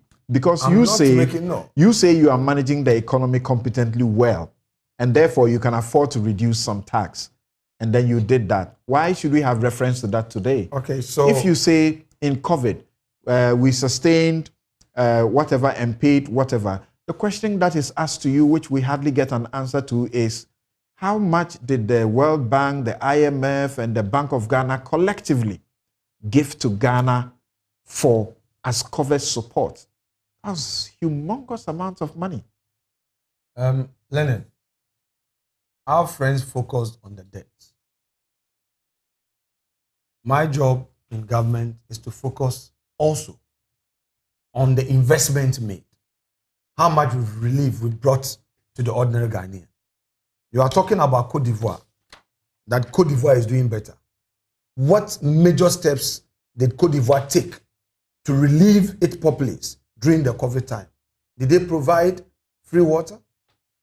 Did they provide food to support the many who were poor. The people there will ask you, Are how many Ivorians died as a result of COVID? You are allowed. How many Ivorians died as a result of COVID? If you raise controversial issues, I'm not raising controversial issues. How many Ivorians died as a result of COVID compared to Ghana? That's also a question to ask. Well, but we also know that. And today, the Ivorians, the taxi driver, even the taxi driver or the trotro driver will show you that he is paying almost twice for fuel than his counterpart is paying in Ivory Coast. So the comparison just is simply obvious. You are comparing. You are saying Ivory Coast is doing better. You introduced Ivory Coast. You made that relative statement, and I'm not entitled to a reply or response. Please go on. Exactly. You're saying that Ivory Coast is doing better. And I'm saying that to what extent? Like our cocoa farmers in Ghana. Ghana government is subsidizing more for our cocoa farmers than in Ivory Coast. Check the records. Ghana government is paying more to the cocoa farmer in Ghana than in Ivory Coast. It comes at a cost because you want to help the cocoa farmer. So you cannot compare Ivory Coast. Dr. Champon showed the table. Oh, and he's shown you. Yes, the table is a fact. It's not a theory matter. He's shown you a table. A table saying what? Is that table categorizing specific interventions made by Ivory Coast during the COVID time? Your sovereign debt vulnerability. Oh, please. That is what he said. I'm saying something different. Sovereign debt vulnerability, we saw it, we ran second.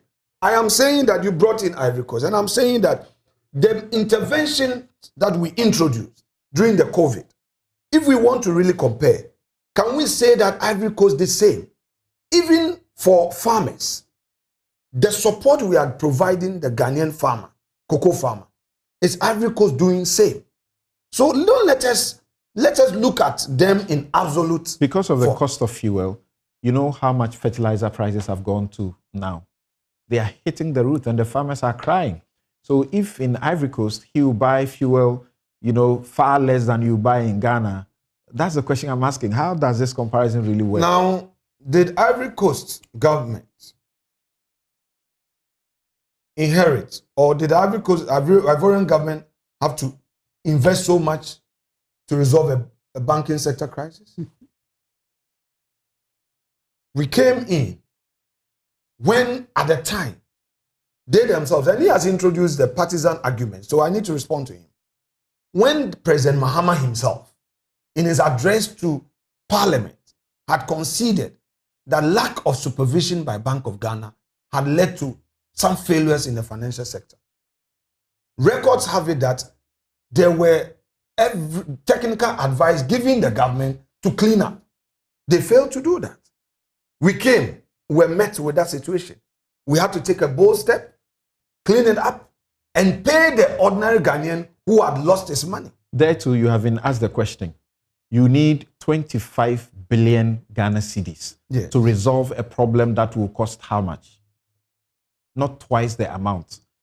People have been asking that question too. Just this week, the High Court, the Court of Appeal, said one of those decisions in revoking UniCredit was wrong, was unfounded. So people have made the argument that it's your choice, that this is the way to resolve the problem. And some say your approach was wrong in taking, the same paintbrush over all of the banks when some relatively could have been helped with the money to rather stay afloat. Well, government was of the view that it would serve the best interest of the country to take that decision.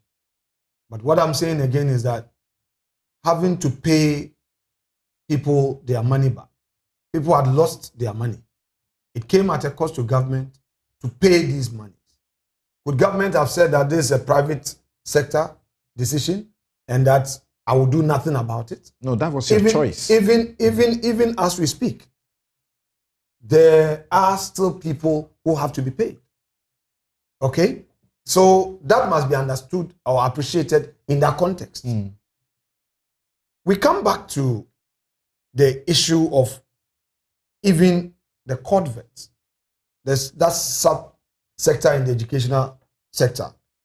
apart from free SHS, government made huge investment. Today, if you go to all the vocational training schools across the country, you go and meet huge investment made. Practically, people can see equipment, buildings, and all that. So it is not the case that this government folded its arms, has incurred debts and all that. No, that is not the argument. If you look at all the numbers, pre-COVID, we were doing better. Well, we were compelled to rely on our own internal policies, believing that, we were going to have a smooth ride. Introducing the e-levy was a major decision taken by government to help, get revenue to support our budget.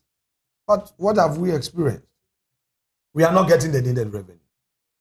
Government has been open to say that, look, because of this situation, we need to rely on our external partner, the IMF. Is it wrong going there? No. It depends on the conditions that will take you there. Our case is that, look, having gone through COVID, which none of us anticipated, COVID did not take a month. COVID did not take weeks.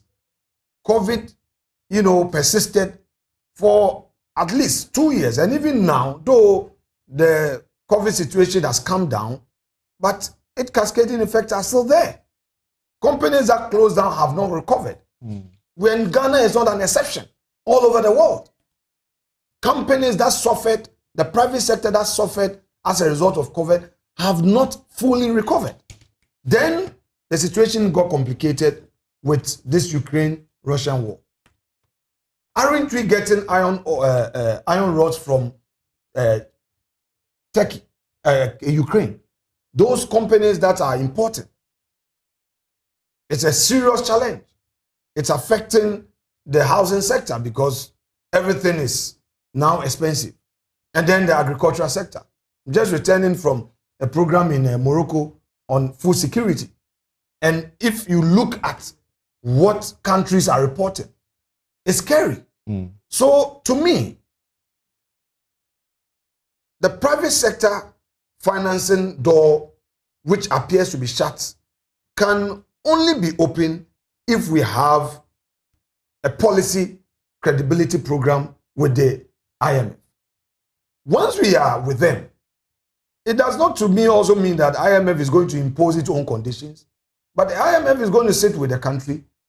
What are your policies? What do you intend to do?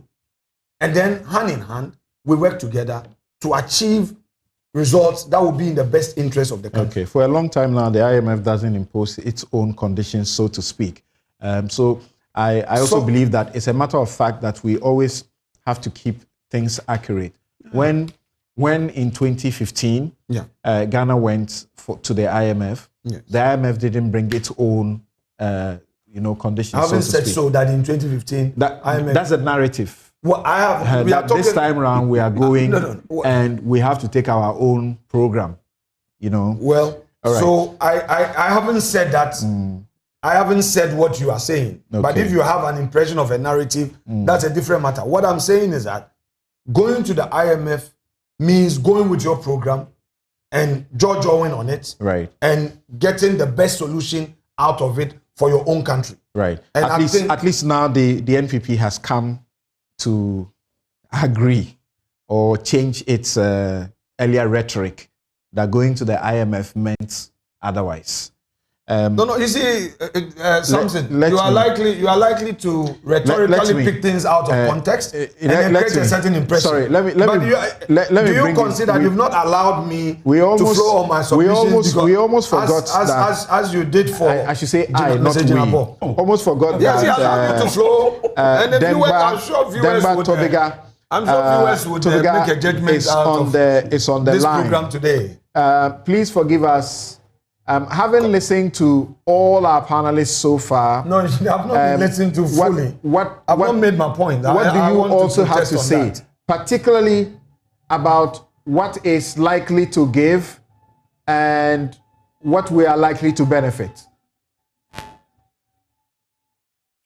Yeah, thanks for having me on, and this has been a great discussion. I think that there's no doubt that we can see across the board that the current economic situation is significantly impacting the lives of everyone, especially for me, extended family, immediate and extended family, and this conversation about what's happening and who's at fault, I think, is relative. Both Bright and Theo did an amazing job at giving the historical perspective, as well as some of the challenges going forward with going to the IMF. But I think that if we were to really be honest with ourselves, looking at a situation where the e-levy, which was brought on, which seems like instantaneously due to the currency kind of collapsing and being shut out from debt markets. The first thing that happened was the government came up with the e-levy, right, and went to the most vulnerable, which were business owners and small retail traders that had gone to mobile money during the pandemic to support themselves and continue to transact business. It's an interesting thing, and from a person who originates debt and structures debt and looks at securitizations and sees what other debt originators are looking at in terms of the ability of an entity to repay the debt, execution is crucial. So if you can have as many plans and ideas about generating revenue, if you're unable to execute on that or demonstrate that you're unable to execute on that over time, you're going to get shut out from the markets. Interest rates become higher. You can always find somebody who's willing to lend you more money at a higher rate and let you hang yourself. But in terms of where we're at now, we need real strategies that are viable and support the debt and have a debt sustainability outcome going forward. One of the things that I think Bright mentioned was the tri-commodity support in the economy. I think that's very important to recognize. Commodities are cyclical, they go up and down in price. And if we're solely relying on that, then we're going to run into challenges whenever there's a big fluctuation in price with servicing the debts. And the IMF, one of their debt sustainability, one of their aspects of debt sustainability is the focus on how reliant an economy is on the underlying or commodities that supports its revenue. So I think there's a lot of things and a lot of challenges that need to be looked at. I think that going to the IMF, in a lot of ways is a reflection in the mirror. We get a perspective from a institution that has depth of knowledge across many economies on how debt structuring and economies should be operating. And we can see, or we'll get the feedback on what it means to us and what we can change. I think that, if you were to look at timing, I agree with John that it's going to be a little while with some challenges. I've made that message just from, my understanding, to family and friends, that I think it's going to be a tough road ahead for at least a couple to 2+ years, because the challenges that are out there are significant and they're structural. From your reading, what many commentators would like to say is that it does appear that the investments that Ghana appears to be doing are rather investments that are looking forward to votes politically, rather than will bring returns and help the country to repay its debt. Are you able to comment on that? I don't want to put a political spin on things. I think it's interesting, from a person who originates debt. Part of the confidence would also be maybe in those that would help execute, right? So in other words, if the populace is losing confidence in government's ability to execute on their plans or stand by what they say or be able to orchestrate things, certain agendas, especially flagship agendas, then that's seen by debtors as a risk, especially when it comes to the term that a certain government and then maybe their flagship programs may be in office if there's no confidence. So, it's definitely a risk and one that I think the current government should consider. Does it look to you from your examination of our circumstance that we are likely to win ourselves of the IMF anytime soon? I think that is how forthcoming. All of that is dependent, right? I mean, the IMF is an institution that looks at a myriad of debt situations and all the dynamics that go into them, right? And so for whether or not, I think transparency is key. I think recognition is key of the problems that are out there. If somebody goes to borrow money and they don't recognize their own revenue cash flows or the underlying fundamentals or the challenge that they had that got them into the situation that they're in, it's tough for a creditor to not associate a certain higher interest rate or structure that takes that into account. So I think that, the IMF being open to help with a resolution is really in the hands of the current administration. The head of the institution had announced that about 100, countries, were seeking sort of help from the IMF. Is it accurate to say that all of them are in the kind of circumstance that Ghana is approaching the IMF? That I don't know. I think CSJ, which is Center for Social Justice, we're heavily focused on the most vulnerable and social economic infrastructure spending, so across health, education, and whatnot. So we've put together a report which also dovetails to the report that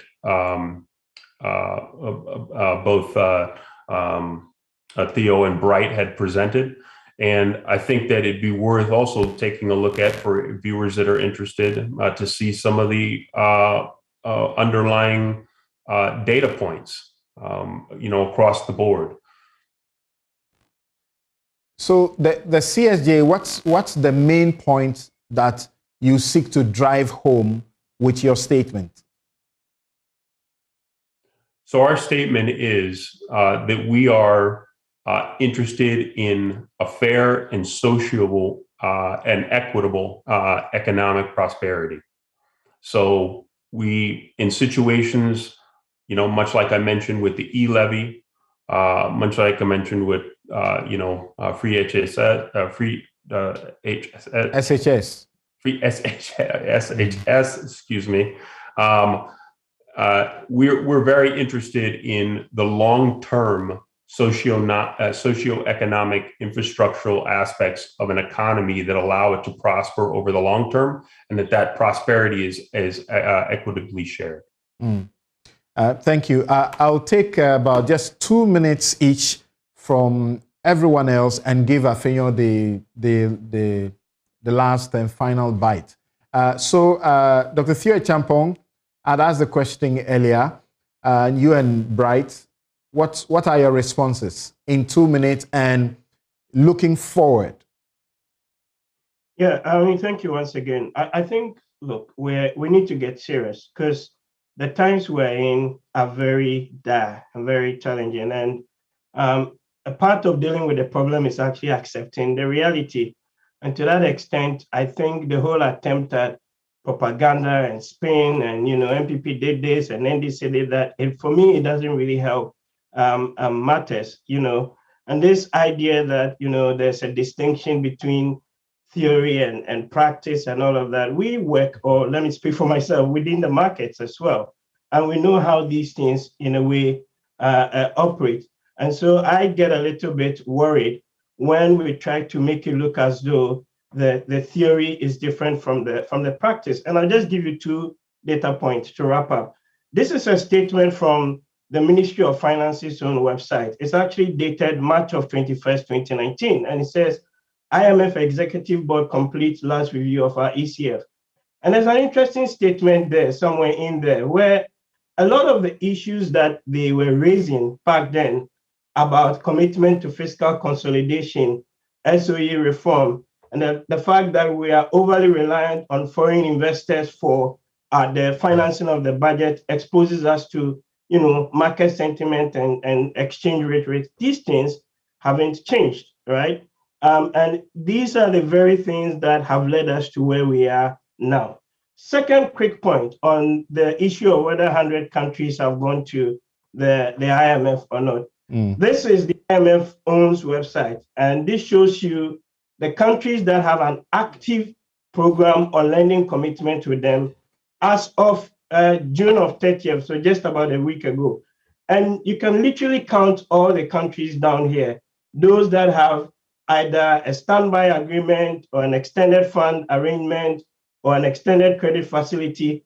And when you count all of this, it's actually 42 countries, nowhere near the 100 that is being made to look like. And the data points are there. And I'm putting this out there so that we can all go and look at the data and be able to objectively come to a firm conclusion. I think that the whole propaganda doesn't really help us. And we need to have an honest conversation on the way forward, as a country. And if there's anything that gives me a bit of confidence, I think the IMF coming in, we're going to have a bit more disclosure around the data points, this over the line, below the line, and some more transparency around that. And I particularly am looking forward to what they call the Article 4 report, which basically assesses the state of the Ghanaian economy, and the managers of the economy would have to come be forthright with the numbers. Because if you, it's like going to the doctor, and I'm wrapping up. If you go to the doctor and the doctor tells you you've got malaria and he gives you malaria medication, but you come back home and you say that you're going to take medication for kwashiorkor or beriberi, you'll be lying to yourself. The ailment will still be there and won't be fixed. And we need to have a firm, honest conversation as a country going forward. Thank you. Thank you very much. Yes, Bright. And thank you indeed for, staying with us through to this point. Yes, Bright. Thank you very much. I'm just going to share my screen for a second.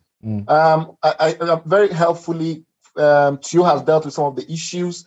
So at this stage, I just have to deal with a couple of comments that Mr. Markins made. And I think Mr. Markins has to bear in mind that when they start to get the IMF, candor over the facts or about the facts will be very important. If you refuse to agree with the IMF about the basics of the economy, as you are disagreeing with the facts that we are, very obviously and very clearly sharing, then you're going to have protracted discussions.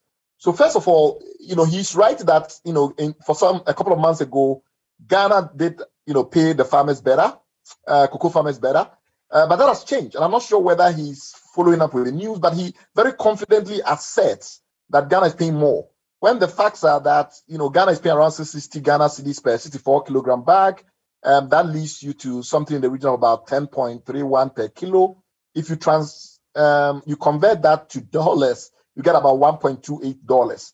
Ivory Coast is doing 825 CFA per kilo. You transfer that to dollar, you get $1.28. So where does he get this information about Ghana paying more than Ivory Coast, which he assessed with such great confidence? I think there has to be a sense in which we are a bit more humble about these data points. And in the same point around how many countries have an active IMF program. You go to the IMF site, they tell you themselves that countries that have an active program with them, it's a certain number. And those that came for the SDR redistribution as a certain number. But he insists on conflating the two. And I get a bit confused about what his motives would be when the facts are so apparent and so clear. I think we have to really be critical about how we approach the debate, because we're going into a discussion with the IMF where we need to have some sense of national consensus about what the critical issues are, so we can know what of those prescriptions will work for us and what we can accept and the rest of it. But if we're quibbling over clear facts, facts that are there, how are we going to be able to come to that consensus? So I will respectfully ask that Mr. Afenyo Markins, given that he's a very leading member of the party that is in power and also in parliament, be more respectful of the facts and stop assuming that those of us that are sharing our opinion are doing that with any ill motive. We're just trying to contribute to the debate in the best way that we can. Thank you. Thank you very much, Bright. And so let me come to the two of you, and I end with Afenyo Markins. Yes. So interesting. I know you want to respond to a few things, but Occupy Ghana issued a statement this week, and it's very revealing for many people. Among other things, Occupy Ghana says, within the first, term of Akufo-Addo, as much as 47.9 billion cedis has gone into, if you like, call it corruption. I mean, when you take the Auditor General's report and the monies that need to be recovered, and you have an Auditor General, unlike Daniel Domelevo, who is not issuing disallowances and surcharges. Daniel Domelevo did that and saved us a lot of money, and we're all celebrating that. This Auditor General refuses to do that. Occupy Ghana has issued letters upon letters.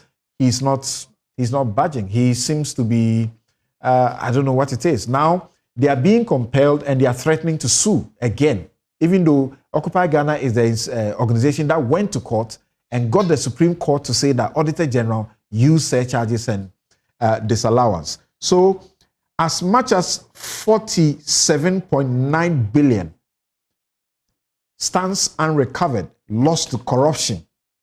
And we are going to the IMF seeking how much? 16 billion. It doesn't make sense.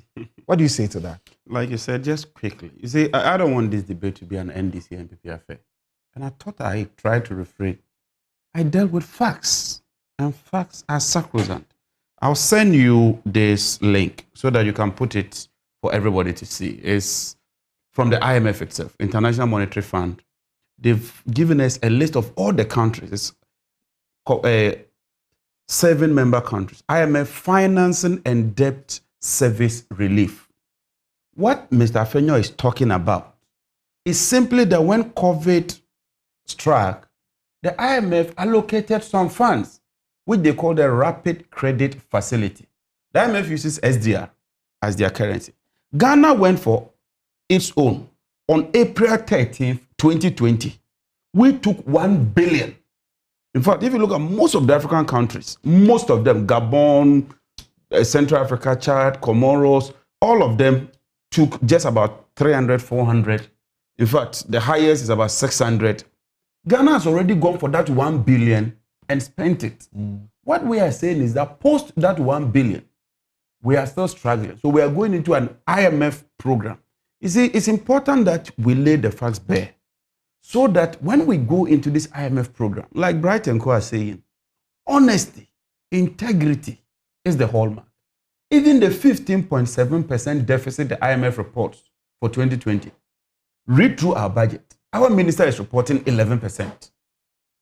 So it sends conflicting information. The issue of 2019, that everything was okay in 2019. If everything was okay, why would your currency depreciate by about 13%? In 2019, if you take our total revenue, in 2019, total revenue, it couldn't pay for debt servicing and wages and salaries. So you cannot sit here and say that everything was okay in 2019. When the facts from your budget, the minister's own statement, clearly shows that, look, we're heading in trouble. By 2019, our debt to GDP had ballooned from 57 to about 64. So clearly, don't tell us that everything was okay. Now, the final issue about taxes. Post-COVID, the minister addressed all of us and said that because of COVID, we must make certain sacrifices to resolve the situation. He introduced a COVID levy to deal with COVID. He introduced a financial sector levy to deal with the issue of annual raised. He introduced energy sector recovery levy to deal with energy sector issues. Introduced sanitation levy, changed the VAT rate, and you call all this minor taxes, and told workers that before that we had the luxury tax. Not even, I won't even go to post-COVID. And then he told workers that, look, all of a sacrifice, you get only 4% salary increment.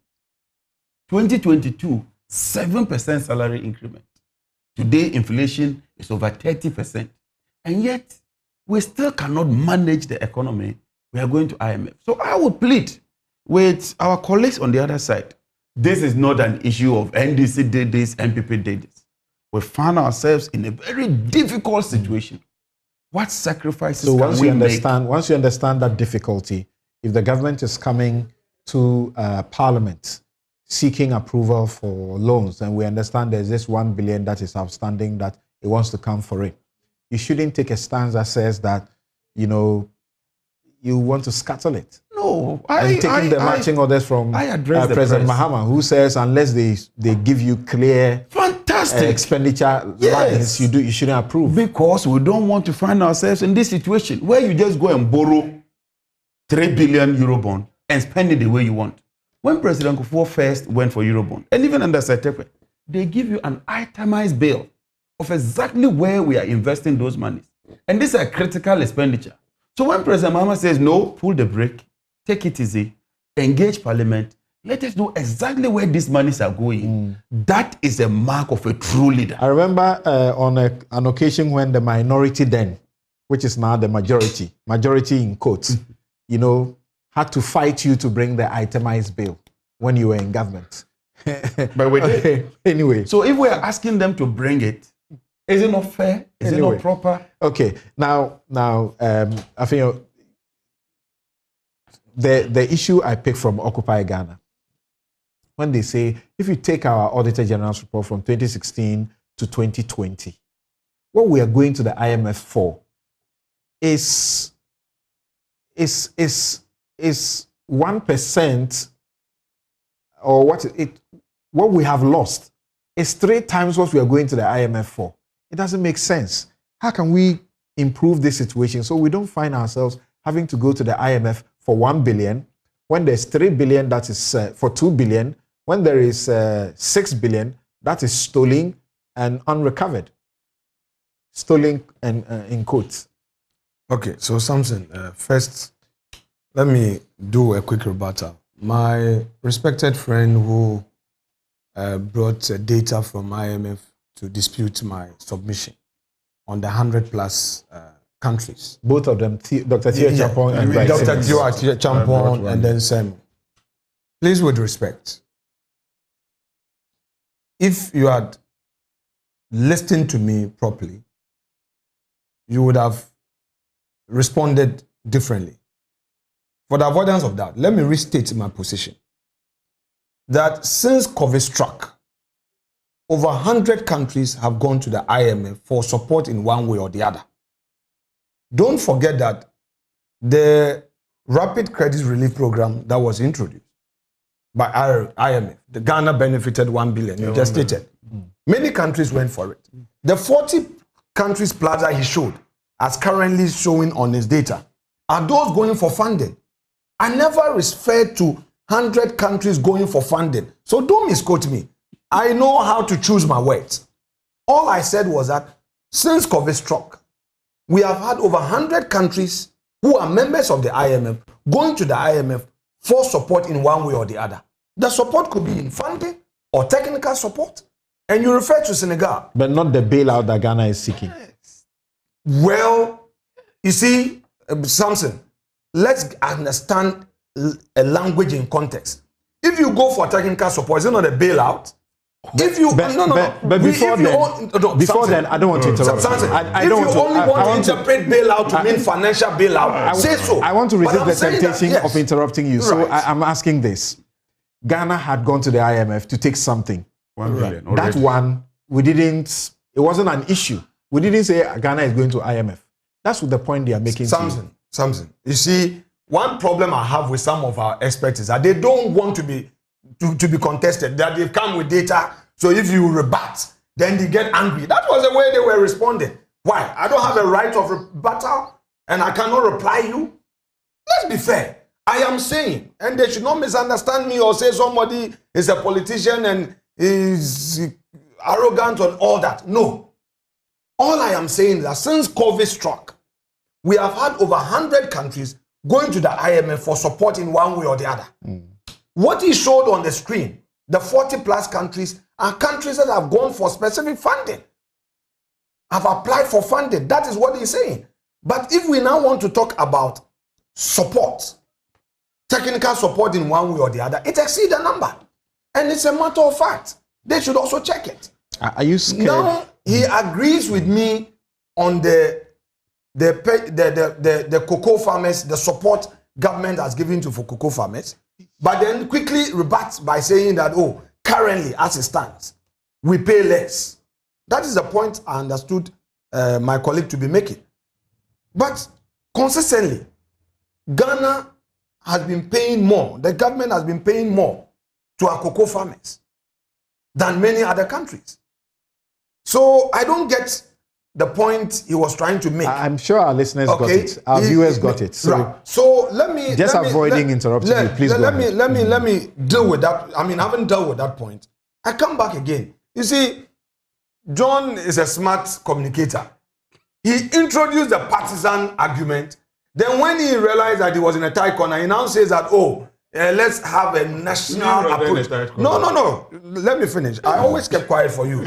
You must be tolerant. But if you mention John and say he's in a tight corner, you now say that you are not doing partisan politics. It's not necessary. But you were talking about NDC and what you have done. And then you were now trying to compare to MPP and trying to say that, you invested the monies that you borrowed and all that. I agree with you on an important point.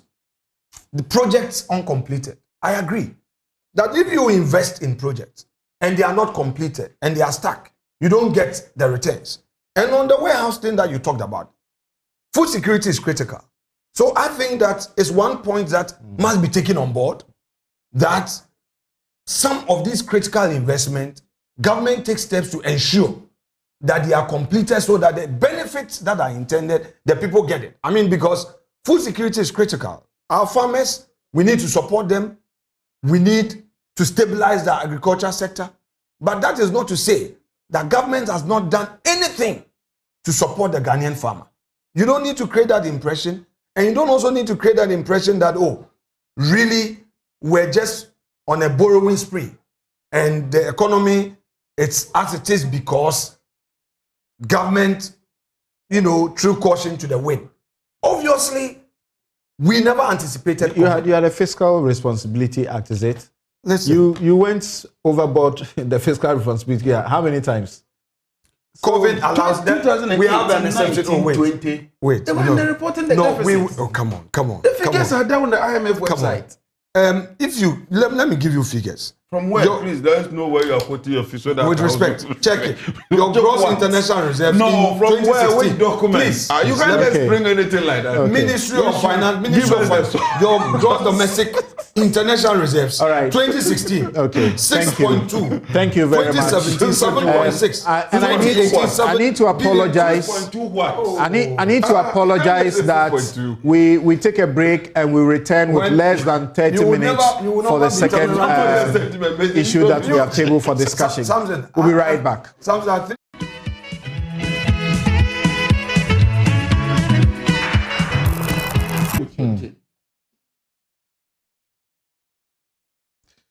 You're welcome back. This is Newsfile. It's your most authoritative news analysis platform. And here on Newsfile, as always, we put Ghana first. Time. It's not our friend at all, but I'll share a few messages and then introduce my next guest to share with us. The registered nurses will speak to us about why they are acting at this time. There are CSOs too that have come together, as many as 34 of them and counting, and some individuals also coming together under the Citizen Coalition who are also asking a number of questions. And the Defense Minister is of the view that these kind of agitations could actually lead to a destabilization of the republic. How so? Tintin says that this government has failed, but they don't know that they have failed. Is it ignorance or arrogance? Little Tete says, when people can get away with crimes just because they are wealthy or have the right connections, the scales are tipped against fairness and equality. Right is right and wrong is wrong. The real Mary, is it, or Marvin? The real Marv says, you know when you are in trouble, so you look for someone who is also in trouble. So you are both the same. That's how our issues are, rather than looking for sustainable, permanent solutions. Ansa Bain says, who caused the banking crisis for the government to pay? After paying with tax money, what happens to the bankers who spend the customers' money? Well, you know, there's a tax that we are all paying towards that issue. Johnny Sefe says, Ghanaian politicians, one party will promise us rice and stew. Another party in opposition will claim rice and stew isn't good for Ghanaians. Give the party chance. Stew and rice is what will be provided to Ghanaians. Abdul Wisdom or Wiseman says, they won't stop this comparison thing. Those member states' economy are doing better than Ghana. Selfless leadership is the only thing Ghana needs in order to get away of this economic hardship. Elvis Dufour says we need to move away from the textbook economics. Let's address the basic needs of life, food, shelter, and clothing. Without these, it will always be a wild goose chase. And then the lassie, we always borrow and we have nothing to show for it. Finally, Rock Ghana says, there's nothing special here. I can guarantee you that we'll be going to the IMF again in 6 or less years' time. What a prophecy. Let's hope it doesn't come to pass so that we can grow our own things, homegrown, as they say, and then survive another IMF. Now, let's go on the phone lines, and I'd like to hear from the nurses first. Perpetual Oforie Ampofo is president of the Ghana Registered Nurses and Midwives Association. Thank you for your time, but concerns are already being raised that unions like yours, we have 4 teacher unions already that have hit the streets. Actually, there's a strike, and children are the ones that are not getting being taught in class. This time around, is it the best decision to take? All right. Thank you, Samson. Greetings to all your listeners. I must say that the issue about cost of living allowance is something that is of much concern to all organized labor groups. It is true, the teacher unions have laid down their tools. They are on strike. Others have threatened to go on strike. Ghana Registered Nurses and Midwives Association issued a press release and indicated it was looking up to all the stakeholders to do the right thing, and that is to call for a public sector joint standing negotiating committee where we will all discuss these matters and ensure that workers are cushioned to be able to face the current difficulties of the economy. The increases in prices of goods and services is one that affects all of us. And you realize that we went into a negotiation for base pay for the year 2021 and 2022, and we got 4% and 7% respectively. This was a big headache for all leaders of organized labor groups, with bashing from our members, because even at the time, the difficulties they were facing, they were expecting more than the 4 and the 7%. But of course, we understood the position of government at that time, and the challenges that was in the economy. Now, this year, the 7% we even received has been eroded by the high rate of inflation. And therefore, the real value of our salaries as we are receiving it is never the same as it was before. And that is why we are calling for the 20% COLA to cushion all public sector workers. It's not just about teachers. It's not just about nurses and midwives. It's about all public sector workers. What do you say to those who say, look, this thing, everybody is suffering all over the world, so to speak. And even for government, appointees have taken a 30%, or is it, salary cut. Why can't you do the same? I was speaking to a group of police officers, and they said, look, please don't use that example to us at all. The percentage cut they have taken, what does it mean? It means absolutely nothing to them. There's ex gratia for them. And one reminded me that not long ago, I sat on this platform and spoke about people receiving DSTV subscription allowance, and even for their lens that they wear, receiving allowance up to 500 Ghana cedis for it. So I shouldn't use that example. But I mean, if you look at the situation, the leaders, as in political leaders, are also doing something about this, are they not? I'm going to tell you the same thing your friend told you, and that is, we don't think that cuts has any impact on their pockets. And for that matter, what we are asking for is legitimate. Look, Article 71 holders, others who are on certain types of salaries and all that, it doesn't, it puts them in a certain category that makes them more comfortable.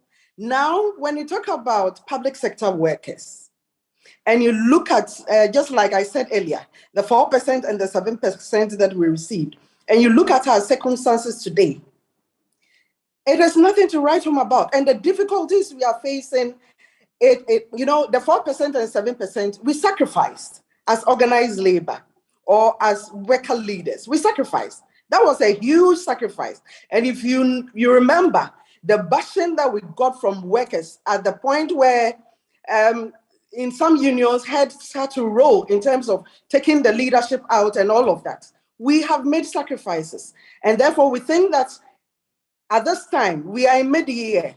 The 7% we received is nothing if you look at the rate at which inflation is. And therefore, we are only calling on government that it's important that we sit in Georgia. We are happy to note that a meeting was held yesterday. We were all there. We discussed and we've set out the modalities for a meeting next week, Tuesday, to begin discussions on this COLA, because we were made to understand by the ministers of finance, education, employment, and other government entities that were there, like the Fair Wages and Salaries Commission and the like, that these issues about the cost of living allowance has been escalated to His Excellency, the President of the Republic, and therefore they are committed to ensuring that they look at the issues critically and come to our aid as workers. So we are looking forward to the meeting next week, Tuesday, and looking forward for something fruitful to come out from those discussions. All right, please hold on there for me. And let me bring on Dr. Kojo Pumpuni Asante of the CDD, who is also a member of the Citizen Coalition. So far, 34 citizen CSOs, civil society organizations. I've not seen this before. How many CSOs are left after 34 of them? And then there are a number of individuals, including Professor Kwame Karkari, Professor Techua Menu, Professor Kofi Abochi, Professor Edward Bokping, Martin Pebu, ignore myself, I'm there too. Akoto Ampao. Tell us, Kojo, what is this for? That CSOs will all come together in such times and seeking to pile so much pressure on, leaders who are already reeling under such economic circumstances. Your statement that you issued, 12-page statement, you talk about so many issues, including the management of the economy, and from the way things look, you guys may even be hitting the streets. Never heard of this in our country's history. What is the agenda here? Yeah, good morning, Samson. Thanks for having me. Just let me make a quick comment about your earlier discussion. And I have to say that it is this same kind of frustration that has led us, here today. It was just frustrating and at some point, excuse me to say, irritating, just to hear the posturing of, government representatives talking about, this back and forth on this IMF. Some of the things that were being discussed, I thought, does not acknowledge the sensitivity that's needed, at this time. I mean, fuel is what, 12 cedis or so a liter. Food prices are going up. 14 is supposed to be. People are struggling. So just a clear acknowledgement of the times. And you see that the challenge is that this is not just a flash in the pan. We are anticipating that in the next couple of years, we're going to have a very difficult time. So whatever it is we are doing with IMF, government cannot do it alone. It has to go with the people if we are going to be able to come through this well. So it's some of this frustration that led us to come together, because we put a political arrangement in place. We put all these systems in place, and yet the people we are relying on to serve our interests, to champion our welfare, constantly seem to serve themselves, constantly seem to do it with impunity, abuse the power, and just engage in pervasive corruption, wasting our money. And then we come back, it's almost what they call a boom and bust economy. And we've just come to the point that unfortunately, citizens have to do more. They have to step in to help correct, these sort of recurrent problems that we came to have with accountability and transparency and inclusiveness. A lot of the decisions that government continue to take is not inclusive. It seems like government exists for itself. And that cannot be the whole concept of democracy that delivers dividends.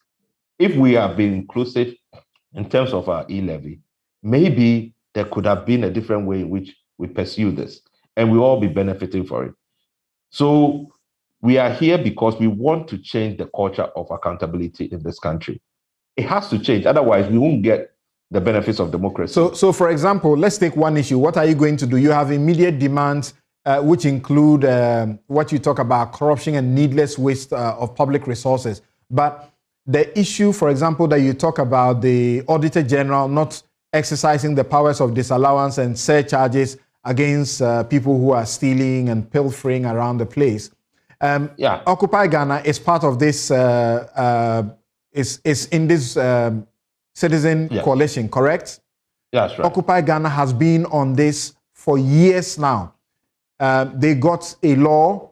Actually, they were the ones that drafted the original process after they won the case in the Supreme Court, and then they were invited to make input and then empowered the Domelevo. And we know that Domelevo recovered in excess of 66 million Ghana cedis. 66 million, that's right. Yes. Now, this Auditor General is simply not using it. Occupy Ghana is writing every day. What differently are you going to do? And what do you want government to do about that? He's an independent office. The president or whoever is not supposed to try to dictate what he has to do. Yes, and I think individuals have to be held accountable for their own actions. The power is within the Auditor General's hands. We don't think that this is a matter you have to be worried the president about. Yesterday, we also submitted a letter asking for a meeting next week, because there is no way, if a public officer deliberately decides to ignore the Constitution, even after a Supreme Court decision, then there has to be an accountability problem. And if that is the case, that person is not fit to hold that office. So we are saying we want a meeting next week to understand what this problem is. we also know that over 10,000 people have not declared their assets and liabilities as is demanded by the Constitution.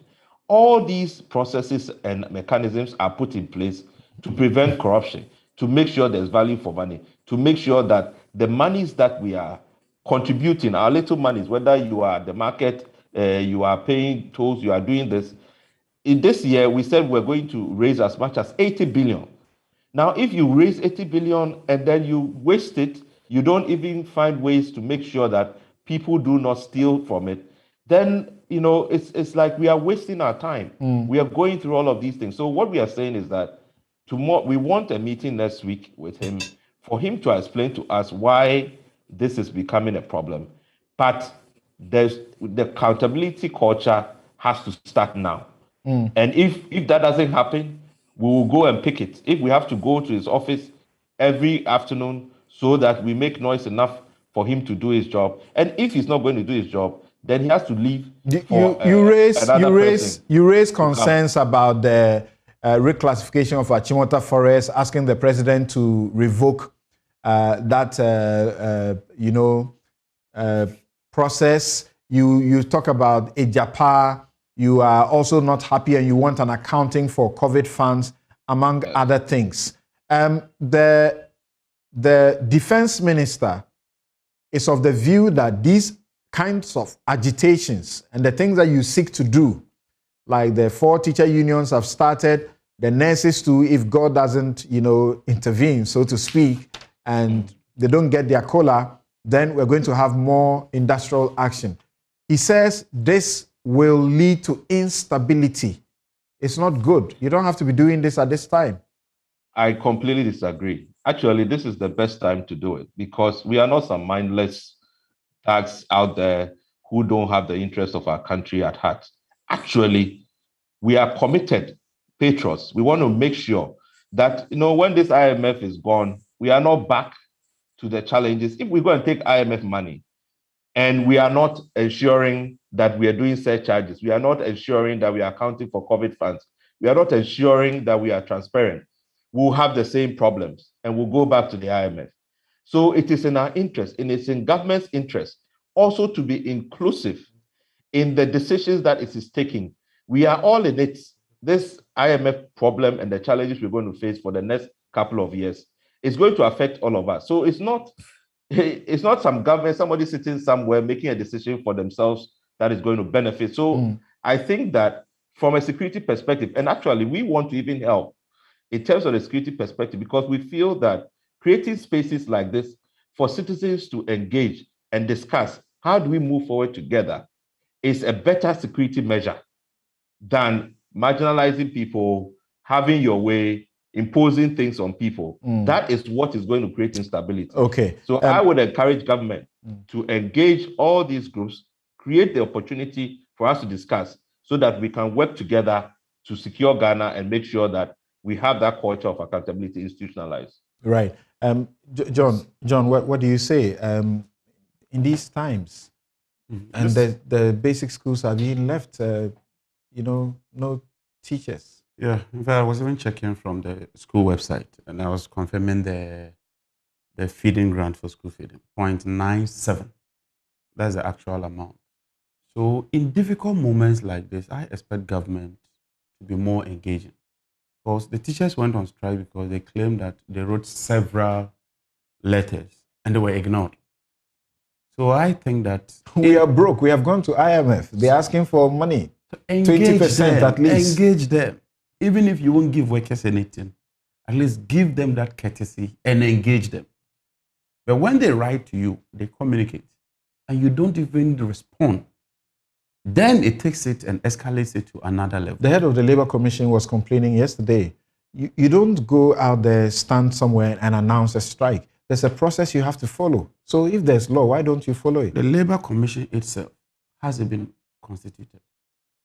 The Labour Commission itself hasn't been constituted since the election. So these are some of the issues that makes it difficult for one to even sympathize with the system. Yes, there are challenges, there are difficulties. But I think government should prioritize. Government should engage. In all this too, I want to hear the TUC.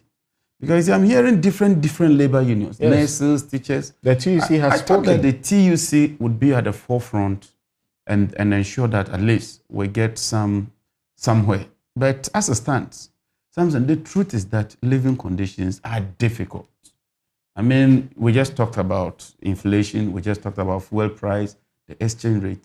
Times are really, really tough. So I think government should sit back, reprioritize. You see, why are they asking for cola? Bottom line, they need extra money because reality is that their money, or whatever you call The it, purchasing power has drastically, reduced.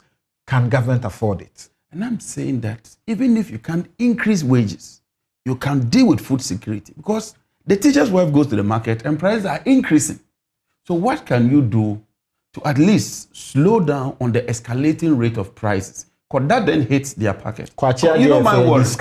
My final worry. So it's money. It's money. Is that the money is not there, is it?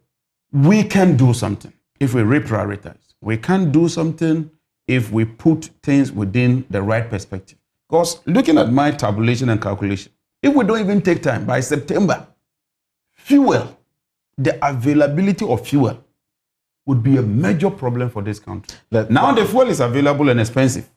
If we don't do things immediately, by September, we're even going to have fuel shortages. May have to call Dampare here because this is fear and alarm. Sri Lanka, we haven't gotten to that. Yes, Afenyo. Yes, quickly on the strike issue. I think the Ministry of Labor issued a statement, and the statement is reassuring that government is still open to the engagement. And I would want to read, the content of the statement, at least for the benefit of our colleagues, those who are listening to us, that at the end of the Friday meeting, they agreed to continue the negotiation, and then parties have agreed to discuss. So the point you made, a step has already been taken. So, that must be understood in that context. Earlier on, I was raising issue about this cocoa prices, and it's important to know that Cocoa Board Chief Executive just sent a message just for emphasis that Ghana is the only country that provides extension services and input supply, service to farmers. And from 2017 all the way through, we were paying higher until recently, So really, if you are talking about providing extension services and input supply, whereas in Côte d'Ivoire, there is no extension services provided and there are no input supply given to farmers. There are people who are looking to see government tighten its belt a lot more. That I agree. There's a big government size, so Bolo size government, like they have said. There are, dualization, deputy, 3 deputies, 4 deputies, in various places. What do you think can be done in that direction to give a signal to the people? We are not in normal times, and I would agree to the suggestion that something must be done to reassure the populace that government means well. From 2017, we demonstrated that good faith. We never resolved on any of our campaign promises. Of course, you can't have 100% success story, but I believe also that what Ghanaians expect now is some much more proactiveness in the way we approach things. Thank you. Let's see as the days and the weeks unveil. Thank you. Let's see. Thank you very much. Alexander Kwamina Afenyo-Marking is MP Efutu and Deputy Majority Leader. He also represents the country in the African Parliament, ECOWAS Parliament. Dr. Theo Echampong, Political Risk Analyst and Economist.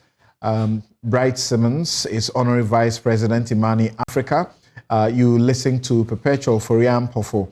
Unfortunately, we didn't have enough time for them because we will be looking at their issues a lot more, perhaps in next week, because they are going into discussions with the Labour Ministry and government at large. She is president of Ghana Registered Nurses and Midwives Association. Dr. Kojo Pumpuni Asante is Director, Advocacy and Policy Engagement at the Ghana Center for Democratic Development, CDD, and he's also with the Citizen Coalition. John Abdullahi Jinapo is MP Yape Kusogo and member Finance and Mines Committees of Parliament. Of course, earlier we also had Dengba Tobiga, member Finance and Economic Pillar, Center for Social Justice. I'm Samson Lardy Anyenini. Have a good afternoon. Thanks for your company.